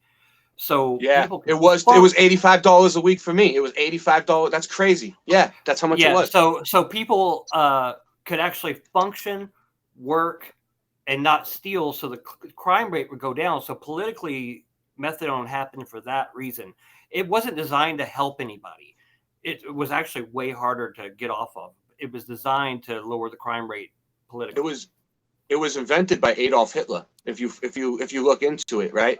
It was originally called Adolphine after Adolf Hitler because he used to he used to give gallon drums of it to his soldiers. Right? They would come back with limbs missing and arms missing from war, and he would just give them a gallon of methadone, liquid methadone for them to drink, but it was wicked strong. It was Adolphine, right? Wow. And he would send them back out to die. He would say, here, and they could walk around with limbs missing and arms missing because they drank the methadone. And they used it. They also used it gave it to the U.S. military to keep them in certain areas because if you were on that, you can't leave, dude. You have to stay near the near the clinic. Chain. It was a ball and chain. I couldn't tour after that. Well, I will say this about the methadone clinic. That, like, if you go in there with the right mindset, that should help. Yeah, it helps. But what they did was they refined it. They made it from Adolphine to Dolphine. And if you ever heard of Dolphine, it's called Dollies. They used to sell them on the street. Then they refined it a little bit more to methadone. and now they made it methadose. That shit sits in your bones. Methadose is weak, dude. The real methadone is really strong. They keep cutting it in half and refining it. And now what they did was they made Suboxone stronger, and they made methadone really weak, dude. It's like this cherry dose thing that it's like a dispensary that they press the button and it spits it out, and it's like it measures it out, and it's never even, and it settles in the bottle and it spits it out for you, and it's just like 2 little drops, and it goes right through your body because before it was like chalky. Now it's like just a liquid. Well, this is like 2006 for me. Hey, Austin, I thought speed was more your speed. You ended up on opiates too? Oh yeah, I would speedball like a motherfucker, and then I would end it on Xanax. Yep, me too. Xanax would be for the come down, bro. I'm telling you, man. I lost my house though. I lost my house because of K2, man. I started smoking K2, man. Fuck that shit, bro. Why the fuck would you smoke that shit? What is K2? Dude? It was bad, dude. It was bad, bro. It's basically. I didn't know what it was, and now I do. It's like. It's worse than that. It's worse than that if you look into what it is. Bad, bro. I smoked that once, and that shit had me suicidal thoughts. Weird. It's weird. That's why I ended up homeless, man. I ended up homeless because of that. Addictive as fuck. You get like dope sick from it, like a form of it. It was so weird, bro. Speaking of speed, dude, I grew up with asthma my whole life, right? Since I was like 9, and I used to take asthma pills, and it was adrenaline, right? To help clear your lungs. And me and my buddies would crush that shit up and just snort the shit out of it, dude. It's fucking crazy. I did that with my Adderall. Adrenaline. Wow. How would they? That's interesting. The fuck? No. Wow. Press the wrong thing. That's why I don't touch the screen. Carolina, Vinny? Buddha, man, I hadn't heard a lot from you, and this is kind of new to me, so I didn't realize like chiming in interrupted like the flow of things. I kind of feel like I kind of interrupted your story, and I feel kind of bad about myself, and I hadn't heard from you. What story? Like my story? No, Buddha. Like I didn't. Oh, I haven't done this a whole lot. Like this. Yeah. This is very new to me. I didn't realize this chiming in shuts down what someone's trying to express and makes it hard for them to get back in the flow. I didn't realize it was. I realized once you bring something up, everybody goes in that direction. So you better be careful what you bring up. Yeah. No. But I definitely meant no disrespect. I learned that the hard way. No. And the thing is, it's just the number one thing that we figured out when we were doing residential school stuff is if you're going to listen to somebody talk about whatever is ailing them, whether it be like the abuse that they suffered for the reasons that they got into addiction, sometimes, and there was many of the times that we did this, is just you would sit and you would walk into the room and have a one-on-one conversation with that person, and you would never say a fucking thing, because sometimes you just have to be there for when an idea comes up in their head and they bounce it off you, and that's it. Because otherwise it's their higher self or God or whoever you want to call it is guiding themselves to come up to the conclusions that you are already aware of, because you've dealt with this 3 times, 5 times, 8 times, 12 times before in the previous people that you talked to. So just like sitting here talking and listening, and like this sort of medium as it is, and how we're all just talking, expressing the things, you're working it out yourself. That's it. Sure. So, and if something comes up where it's just like, holy shit, well, it's like blah, blah, blah, I'm going to ask a question. Well, you got 5 other people here that can probably answer that question from a certain perspective or a point of view. And it may not work for you. It may work for you. I don't know. It doesn't matter. So I enjoy just sitting here and listening, because it's like, that's what we were kind of trained to do, is just listen. And you can also learn a lot about the person, about just from listening to what they actually have to say about addiction and how they react. I realized I talk a lot, so I said, I'm just going to shut up and listen. Take the cotton out of your ears and put it in your mouth, son. You know what I mean? Like, I just got to listen this time. You know what I'm saying? So that's why Boston, that's why I've been a little quiet. Like if you guys want to hear I could go on and on for this. I'll come on every time and tell you guys my stories. But yeah, so I'm sure we all got a lot more stories to give too, man. I've censored so many. Like I'm like, the shenanigans. I got this thing and this thing and this thing, but they call them war stories. Apparently, I don't quite believe it, but I've heard like it could be a bad thing too. Some people you're supposed to talk about like what you did to fix the problem, but we're all beyond that, dude. We already fixed the problem. We want to talk about the war stories. I'll say this. Right. I'll say this. I feel really good after these streams, dude. I rode high on the last one for like a couple weeks. I was like, oh my god. Hey, and you let a lot of shit out. You let a lot of like energy, like that bad. I don't even want to call it bad because it wasn't necessarily bad, but it was the energy about your brother and all that. Like that was stuff Both that brothers. needed to process out, right? You know, like that. It felt good. You were able to flush some of that out of you. God. You know, we're building a support group here. We're building something. This is going to be big.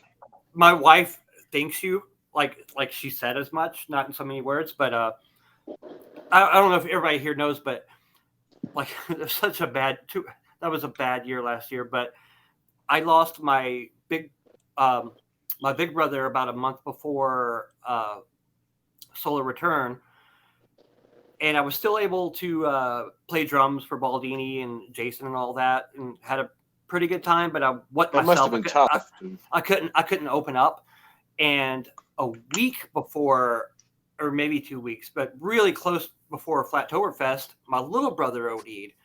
So again, here I'm in like all these conversations up in my head. I can't wait till Brian Stavely this and Jen that, and I had an awesome 11/11 story for Karen B. All these things.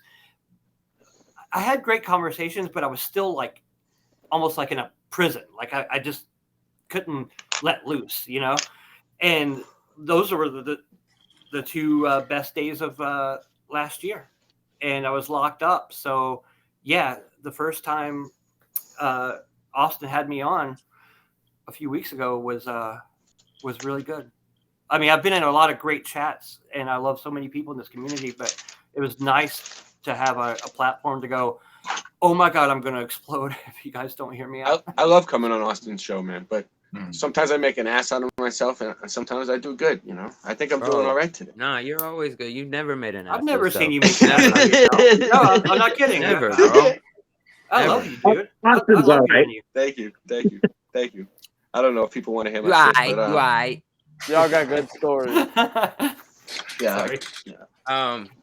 Damn, I was about to say something. This is one thing I wanted to cover. Speaking of you guys, can you see this? Guns N' Roses' Appetite for Destruction? No, look closer. The lighting's bad. Hold on, I'll bring you up. All right. It's backwards? No. Oh, Golden Girls. Thank you for being a friend. Isn't that great? I thought it was Guns N' Roses, dude. I seen it earlier. Well, it's a parody. Yeah, I know, but I you know, that's cool. I'm saying thank you for being a friend is my point. I'm sorry. Absolutely, man. Yeah, this is great. And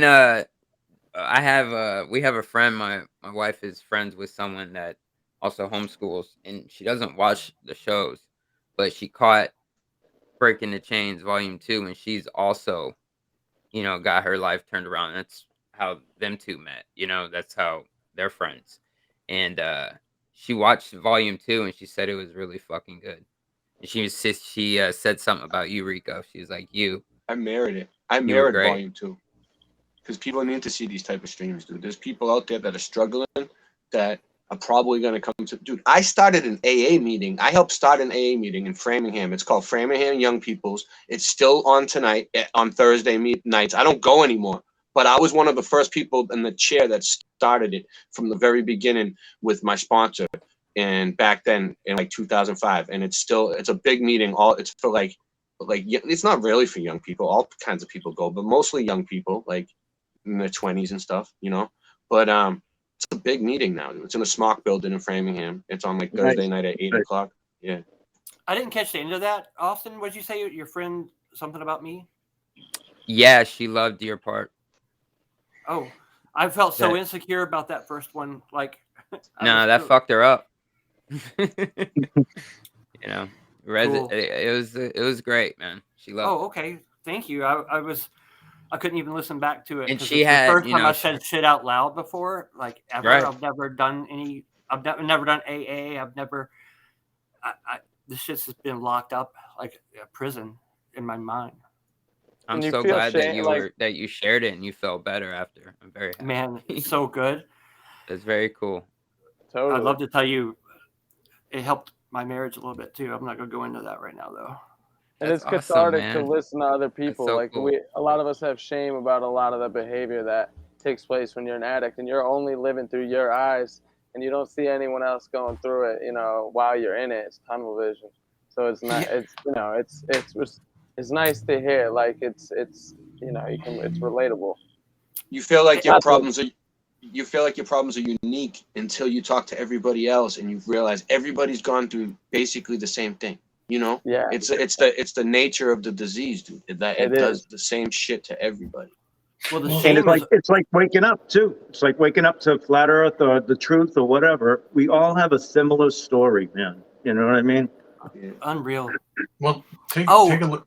Take a look at what is exactly going on, even right here. A bunch of people getting together, sharing the stories of pain, torture, and how we overcame those things. That's fine. Addiction is addiction, though. We all suffer from it, and it all carries on. It's just the addictions change. And now we're at to the point where it's just like to discern what is going on in the outside world and within ourselves. We could find addiction in, like even what you were saying, porn, food, all these things, like emotions. You can be physically addicted to emotions, and you can actually see that manifesting itself through social media at some points as well too. So the addiction is there, the addiction is real. You're going to be fighting it for the rest of your lives, but the addiction that you are fighting doesn't have to be the addiction that you came from, because it is a fucking terrible, terrible place to be. But now the addiction has now changed from something that is going to be torturous, painful, into something loving. Because exactly what this group is and what this room is and what you're doing, Austin, and bringing these streams out, it's now turned addiction to love. And if you could transmute that energy, you win every time. There's no addiction on the face of the fucking planet that can go up against that. So they don't want us doing this, you know, like exactly. That's the conspiracy guy, but you know, like this, I don't know. Bro, that was really good, Buddha. That was really good, bro. No, amen. I haven't felt this great about myself in a long time. I'm glad we're all on the same page, dude. This is awesome. Yeah, this was a great stream, guys. I really appreciate it. Like, really. You came up with a good solution, Austin. We all appreciate you, brother. We all appreciate you. There was this many people on a stream, and we all got to talk, and that's awesome. We all got to tell a story. It feels good to laugh about it, you know, and yeah. Dude, Ray, that was hilarious. And the way you explain shit is hilarious, man. I fucking love it. Yeah, that's real. His story is funny, dude, because I know what he's talking about from Boston, man. All the shenanigans that go on at night, like. Right. Yeah. Yeah. So, if anybody got anything they want to say before we go? I just want to say, remember all right. We as addicts forget. Okay. Remember your last day out there, your worst day, the worst fucking day that you had. Remember it in the front of your head, dude. That's one of my things that helps me out. And also, that's basically what I wanted to say. Boom.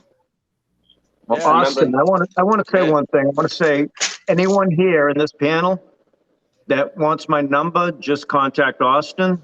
Like, you know, anybody, Rico, Buddha, Ray, all you guys, James, whoever. Austin's got my number. I'd love to talk to you two on one-on-one, you know, here and there. And it's been awesome, guys. It's been awesome. Yeah, you can call me anytime.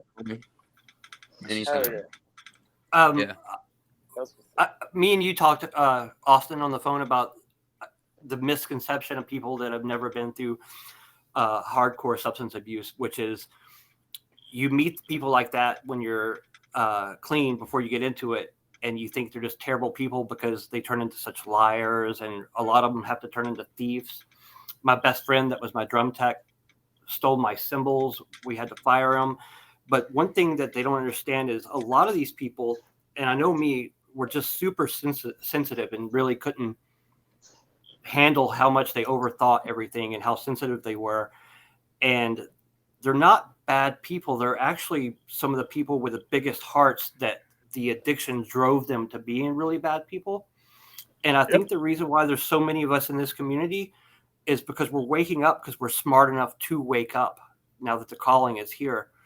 And if you've watched this show because you're a fan of Austin and you've never been down that road, it turns people into bad people, but I guarantee you they got there because they were too sensitive to take the world the way it is. I'm not, I don't think I'm explaining myself well, but no, that makes perfect sense. I totally, it's a overstimulation. We're sensitive to. I get it. It's like I totally get that. You explained it well. Oh, thank you. The one thing that I will say is we all have our places. We all have our stories. We all have how we got here. But this moment right here, right now, everything that you have done in your life has led you to this moment. Everything. Mm-hmm. You wouldn't be here if it wasn't for one decision that you may have changed along the way.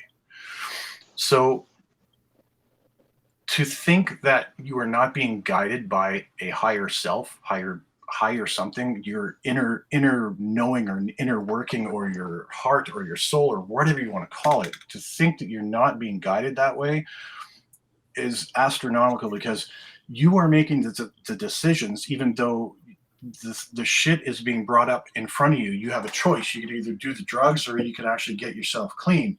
And we are destined to fuck ourselves up. We are our own, especially addicts, are our own worst enemy. We are our own worst critics. We self-destruct on a daily basis.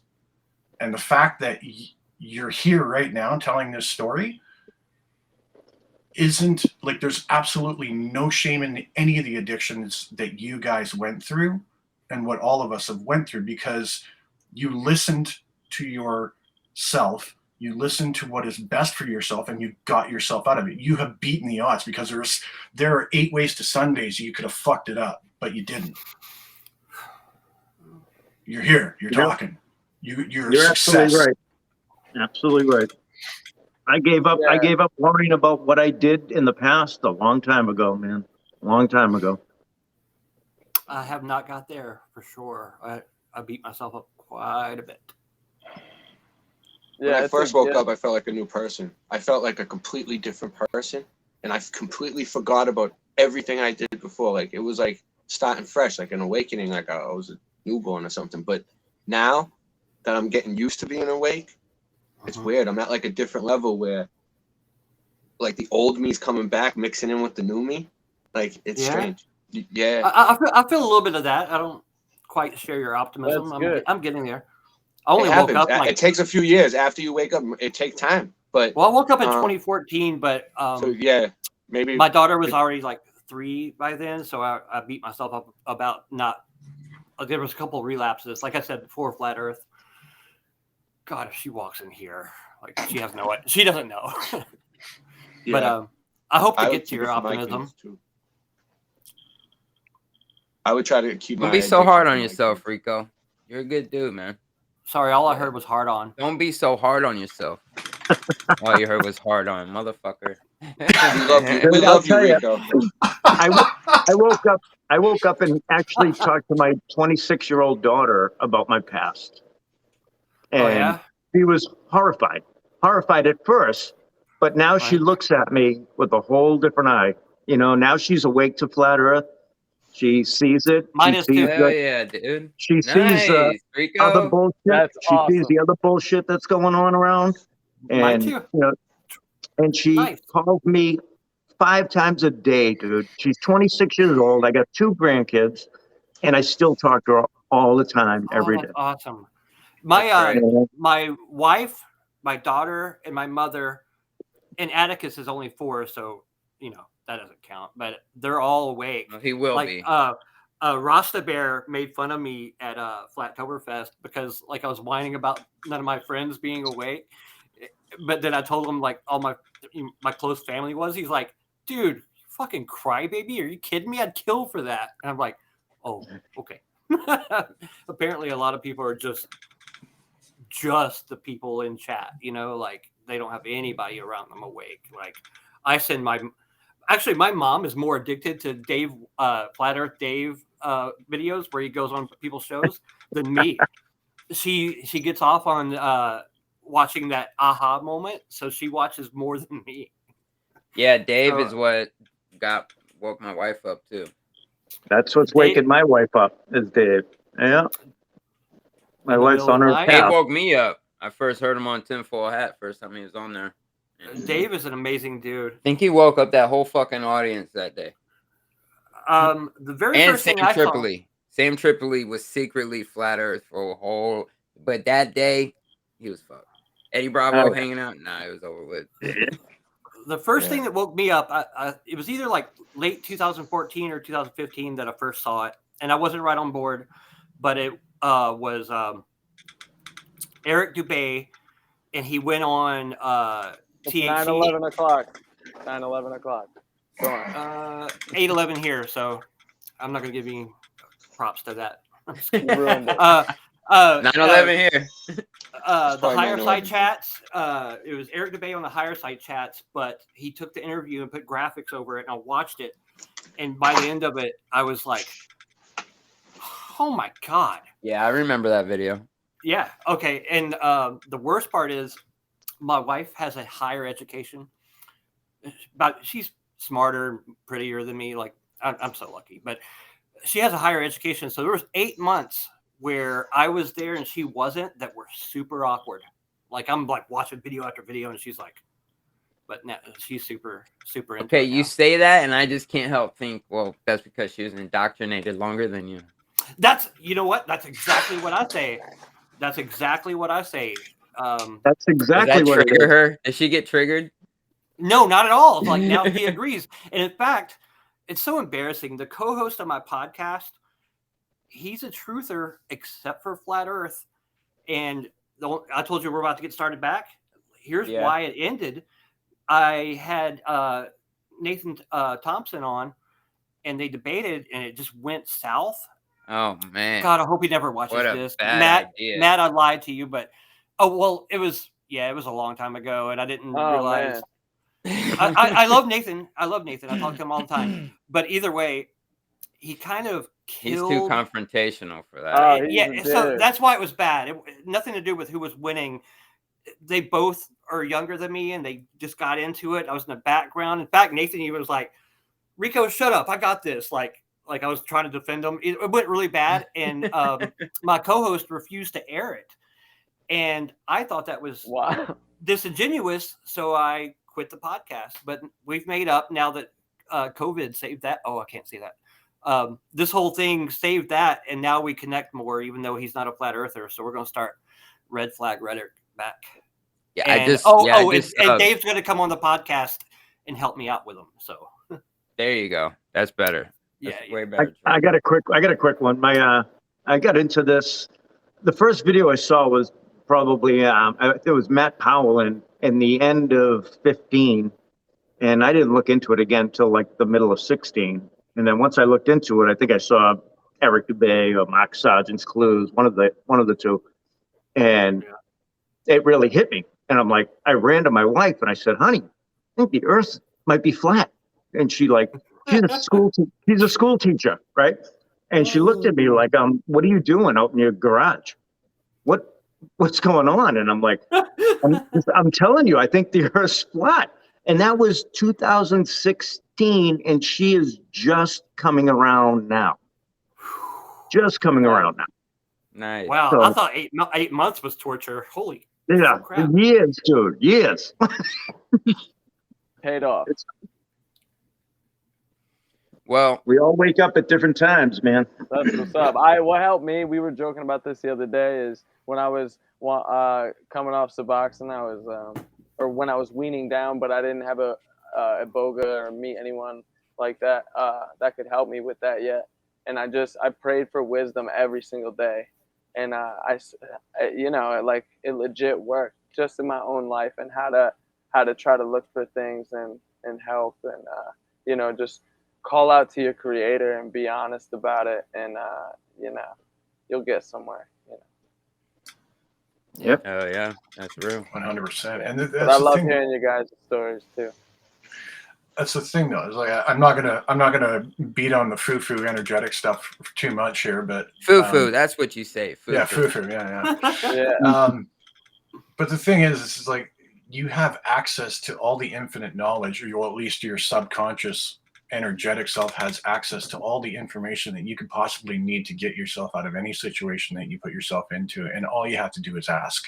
It's just that simple, and it will show itself, but it might not be something as what you're thinking it's going to look like. It's going to look like something else, but it's going to get you out of it.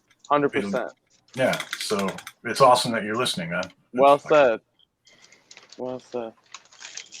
Yeah, once you stop going against the grain of the flow of like the universe and everything, you know, that's how it is for me. Stop going against the grain, and you start receiving. You start receiving things, you know. Yeah, it's all about your choices, cause and effect. then even that, it's also like a roller coaster way to it. Like you have highs and then you'll have lows, but just know that it's coming back up again. You know what I mean? Yeah. Like I think that is how you handle yourself in those low times. You know, because shit doesn't always go to plan every day. You know, and then when shit happens like that, how do you handle that? How do you cope with that? You know, right. That's what's important. So. But yeah, yeah, is man. there any? That's it. We good? Anybody else want to share anything? I got a couple of things I need to share. Sunday Awake and Baked is gonna be fucking amazing. I feel like because I'm gonna get into some good ass gravy, the whole microcosm, macrocosm type thing, and there's a couple other things I want to bring up, of course, and then we'll drop the link for people to come on and hang out. And then next Wednesday we're gonna have Chris Vickery on. He's gonna come on. He was just hanging out with me yesterday. Shelly came, got some good footage of the moon. When the conditions weren't really right for the lake. It wasn't really the perfect. Oh, you got a P900, P900, don't you? To. Yeah, with infrared dope. right now. Oh, you do? That's awesome. I want one. I'm so jealous. I'll get one eventually. Shout out to Tommy. I'm just borrowing it. Shout out to So why don't you take zoom in on the moon for us, dude? To make a video, get some good pictures, man. I bet he hadn't even thought of that. None of us can see it. See if you Bro, I don't have it. I just posted a video today. I already did it last night. Oh, really? I gotta check it out. Yeah, it's one of my new videos. I just posted. We got some good footage of it. You wanted me to remind you about Tommy's video too for the show. Oh yeah. That's right. I want to play that. I can bring up that moon video right now. Oh, the pink one. I love looking at the moon, dude. Do you think you'd be able to catch that refresh rate? Remember that? I can't remember the dude that actually originally caught that. What's that? He was taking a picture of the moon, and it actually had a refresh rate. You know how the lunar wave thing? Yeah. You know what? I should try and catch that shit. I wonder how hard. Dude, I can't imagine how hard it would be. To catch that. I've seen other people catch it too. I've seen it. So it looks purple because it's the infrared, or yeah. Yeah. Yeah, but we got some good shots. Let me That's pull up. awesome. I'm gonna come up to. Dude, that's what it really looks like, dude. That's not a fake picture. That's a real picture. You know. Look, I get to zoom on it right here, all the way up to it. Holy crap! That's pretty good. Yeah, man. So what do you think about the moon map? I'm looking for I don't buy it. I'm looking to see if there's any shapes of land because you're looking at it right now, real close. Yeah, it looks nothing like I don't buy that. That doesn't ring true to me. Like, nah, not at all. I don't know. It looks like an eggshell to me. Anything's possible. No, I don't think it's an eggshell. Yeah, but first time getting some footage of the moon, man. I was digging it. It's fun. I'm gonna keep doing it. I can't wait till it's a full moon. Did I miss it?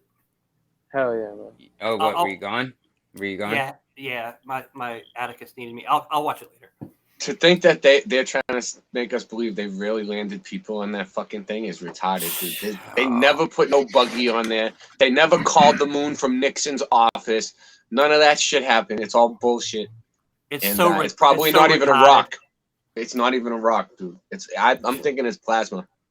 I don't Something even like think that. we're seeing the real thing. Like I'm totally behind the whole smarter people. I'm than me I'm call it, digging like, what the Cammy's spirit putting sun. out Yeah, on. like it's like the spirit sun. I think is that Cammy's thing. Or the moon, but I think they're both. She said it's crystal, right? Cammy said it's crystal, right? Yeah, but I think it's like we're a seeing natural projection hologram of it. some sort. Like, I think Yeah, natural. Well, look at the projection. lunar wave proves that something's up. Like, right. Oh, that's my son out there. At very least, we're looking through the firmament to see it, but I think it's a projection because the whole thing makes sense. Like, the whole thing's set in motion by like great design, but whenever it travels out to the Tropic of Capricorn, it would have to speed up. But if it's from the same source, you've seen the whole example where you're turning around at the same speed, but when you go out, it's having to go faster, but the source isn't going faster. That model makes the most sense to me. I don't think we're seeing the real either one. Yeah. Yeah, me neither. There's so much new stuff coming out. We all have our own like personal relationship with these things in the sky. Yeah. They're all, for example, like this moonlight off the water and the sunlight off the water running all the way to your feet. And we can be standing at the water's edge, and we will both see light coming straight to our feet, both of us. So we each have our own personal relationship with these luminaries in the sky. Like it's the sky clock for us. Mm-hmm. That's how 100%. 100%. And now that I've known that and realized that, I feel way more connected to everything. I pay attention now that I know what a fucking spring equinox is and winter solstice and all that shit. Now I pay attention to it. Now I can look forward to receiving the information. You know what I mean? Like it's you're completely out of whack. My son's crying out there. We're about to wrap it up. My daughter's crying too. I just had to go in and change her, dude. That's when I walked away. Yeah, we're all adults now. We have kids. Yeah. But I appreciate everyone coming on. Buddha, Vinny, Rico, Ray. Thank you so much. Really, I really enjoyed this. This was fucking great, man. Yeah, this was awesome. Man, everyone in the chat, thank you so much. You guys are amazing. The vibes coming out of the chat is fucking great. Thank you everyone for being here. We'll do the Sunday thing. Can't wait to. Oh yeah, Sunday 9 a.m. Eastern. Awake and baked. It's gonna be a good time, of course. And then Wednesday with Chris, and then the Wednesday after that is gonna be Austin Whitsitt, possibly. What? I can post in the community section now. I posted this show in the community section. On Michelle L. Boom, baby. Whitsitt crashed here, and I'm not going to say who with, but we had a meetup in Murfreesboro. It's outside of Nashville, and Whitsitt was there, and Founded Earth Brothers. Like, it was an awesome meetup, and he crashed here. Oh, I like Founded Earth Brothers, man. I like those guys. They were so sweet. We talked all night. Like, I love those guys. But they're good. I'm not going to say who, but I let two people crash here. Austin was one, and the other, I'm not going to say his name. He ripped me off, and I think he was on something because I couldn't get a word in edgewise with Austin all night, and I was just wanting to, like, connect and whatnot. He told me he didn't sleep all night. A, because dude wouldn't shut up, and B, because my cat was sleeping on him. Actually, he was late to Globebusters the Sunday, the next day. But man, I hate it. It's such a missed opportunity to connect with someone I really admire, and that guy ripped me off. It sucked. Well, that sucks. Sorry. True story. You're good. Bad. Yeah. I believe you. Absolutely believe you. If I'm making something like that Absolutely. up, like I got bigger problems. Oh, I know you're not. Trust me, I know. Okay. But yeah, it's gonna be great. And then what else I want to bring? Oh yeah, so let me do shout outs real quick. Thank you to Tom Nixon. Yo, Boston, partying at the Rat. He tipped me $5 over on Rockfin. Appreciate it. Nice. We got Sarah G over there, Justin Michael, much love. Seen a couple people over here. Matt Prince, AC Slayer, Benjamin Boulderson, much love, homie. Yeah, a bunch of great people over there. And then let me do a shout out over here at YouTube. I haven't even done a shout out today, guys. Damn. My bads. I'm bad. Okay, so we got Chris, Bay Area Believer, much love. Lucky Haskins, Derek, what's up? Melanie Moran, much love. David Harbor, much love. I think you just bought a shirt too. Thank you so much. And MK Ultra, what's up, homie? No Despair Bear, what's up, brother? Much love, brother. It was great hanging out with you. This Flat Atlantic, it was fucking fun. Just Somebody, what's up? Thank you so much. MC Hip Chase, hell yeah, I like that name. Mr. Super Sidewinder, I love that name. Much love. Cammy, much love. And I gotta have her on again. That's for sure. Who else we got? Got Buddha over there. Jason again. Slow Mo Moonbuggy. That's a cool fucking name. Much love. Sue Finelli. Much love. Thank you so much. She's a brand new patron. Thank you. I gotta give shout out to the patrons too. Yaz Child. Much love. Who else? Jess Palmer. Jenny T.I. Murphy. She's another patron. Much love. I really appreciate it. Who else we got? Bunch of great people. Thank you so much. Oh, Angela, much love. Another Patreon. Thank you so much. Miguel Dietier, thank you so much for being here. Probably butchered that name. Jess Palmer, much love. Ariel, what's up, True Seeker? Ariel, we got Nathan, commercial sound and video.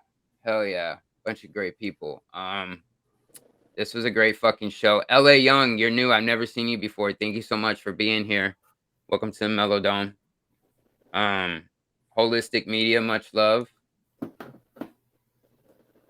Allison Briscoe, much love. She's an OG. Mary, much love. Mary, Ben Porter. I gotta go back to the top. Jameson, much love. Thank you so much. Thank you. Mary, of course. Mark Wood. Jeannie, hell yeah. Shout out to Jeannie. Shout out to CFM. Yeah, thank you. It was great. And Daryl Davis, much love.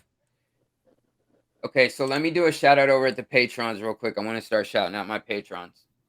We got Sue Finelli, Peyton, thank you. Jaronism, thank you, Jaron.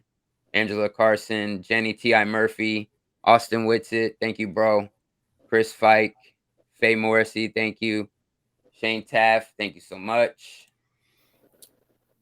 And then the ones from the past that I didn't mention, David Harold, thank you. Carl Bonner, Shari Ives, Chris from South Jersey, my niece Michaela, and Young Love 4020. Shout out to Young Love. I hope you're doing so much better. Me too. Yeah, been man. sending you a lot of good energy. Been having you in my prayers and thoughts for sure.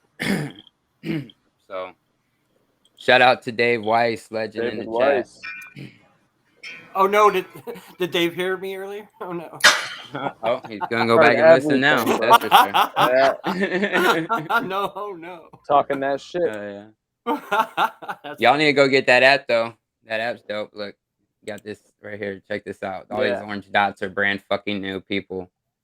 And it's just like a little corner of the world taking over. Flat Earth is everywhere. That's awesome. Fucking everywhere. There it is. Oh yeah, I got some of his hot sauce. That shit's good. That shit's bomb. David. Nice. All right, so you guys can go check out, go to realmellowdome.com. If you're looking for any past episodes, there's links to my Rockfin, to YouTube, and to Odyssey. And there's a link to the merch store. You can get these shirts. There's other styles there. I think I got 6 or 7 different styles, I believe. I'm not sure. Maybe 8. I don't know. And they're all made from the house, from, made to order from my wife here. Run the merch store from the house. And what else is at realmellowdome.com? You can become a patron there. There's a link to a Patreon merch store. Links to the channels for shows. And then if you guys are into snail mail, you can P.O. Box me, P.O. Box 293, Oxford, Florida 34484. Yeah, 293 Oxford, Florida. Yeah. So if you guys want to do that, and then official sponsor of the MellowDome is groundedextracts.com. Hell yeah. Find in nature what you thought only the unnatural world could offer.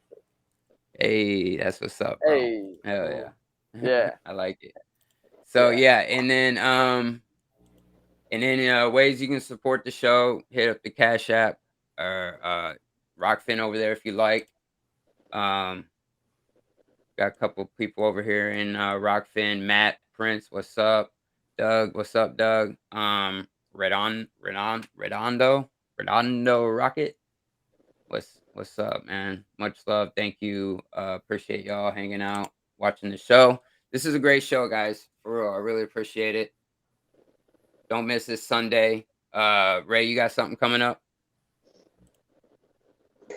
You're always doing something, right? Actually, I'm going mudding with Beegs, dude. I mean, I'm going to do another show for Beegs. We're working on it. I gotta go film the shit out of Back Bay. It's where it's flooded, dude. It's where it got flooded the most in Boston. We're gonna do some digging. But my daughter's screaming. She's right there, so I don't want to. All good, man. All right. So and then before I wrap it up, I'm gonna hit up this. Tommy has Okay, so I'm gonna set the tone for this, right? So since the opposition is out there having Sesame Street do some ridiculous fucking shit, right? We have my man Tommy doing something better for the children and doing a flat Earth show for the kids, for the children, right? I saw that. That's awesome. So it's coming up. Don't let your children watch that trash Sesame Street bullshit. So come check it out and watch this shit over here. It's gonna be good for the children. What I'm gonna play this on the way out, and then I'm gonna hit the song out. So we're all gonna say our goodbyes right now. James, thank you so much for being here. Yeah, Vinny, I got you. I really appreciate it, man. Appreciate you coming on, being a part of this, And if you guys haven't checked it out yet, go hit up his he was a guest on Crow 777, and the topic was about addictions. A lot of solutions in that show. It was a great fucking show. All right, go ahead. Yeah, man.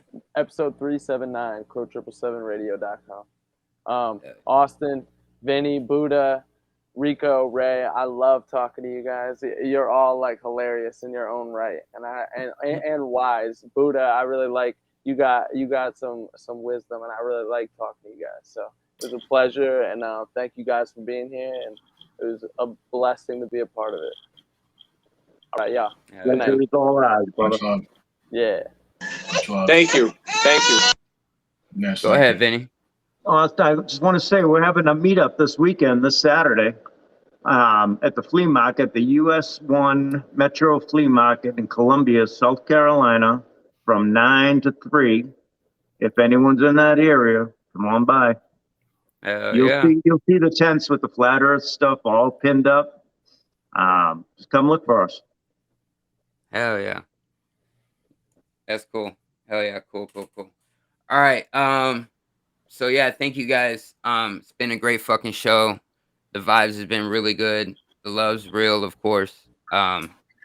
Check us out Sunday next week, next Wednesday with Chris. It's gonna be a good time. We just had him on last Sunday, and it was a great fucking show. We were just vibing really well. We had a great time hanging out yesterday. Shelly was with us. Shout out to Shelly. Much love. Shout out to Steve over there too.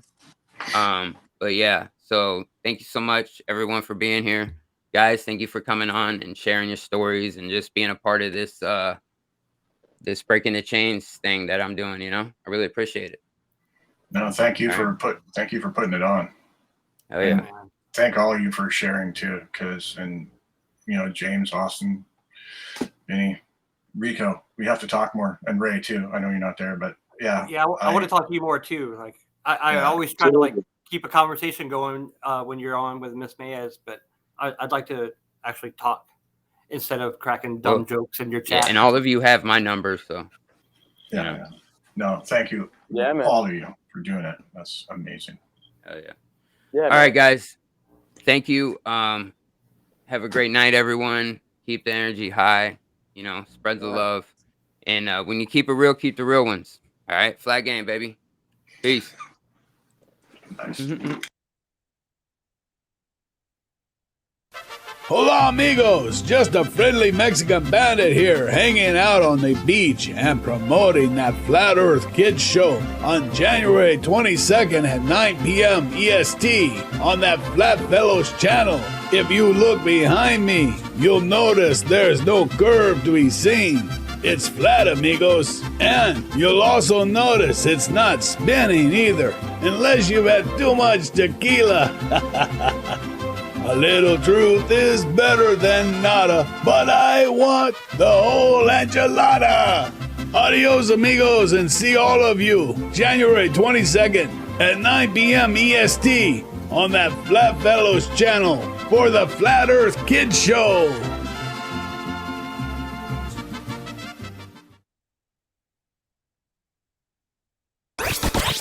The MellowDome.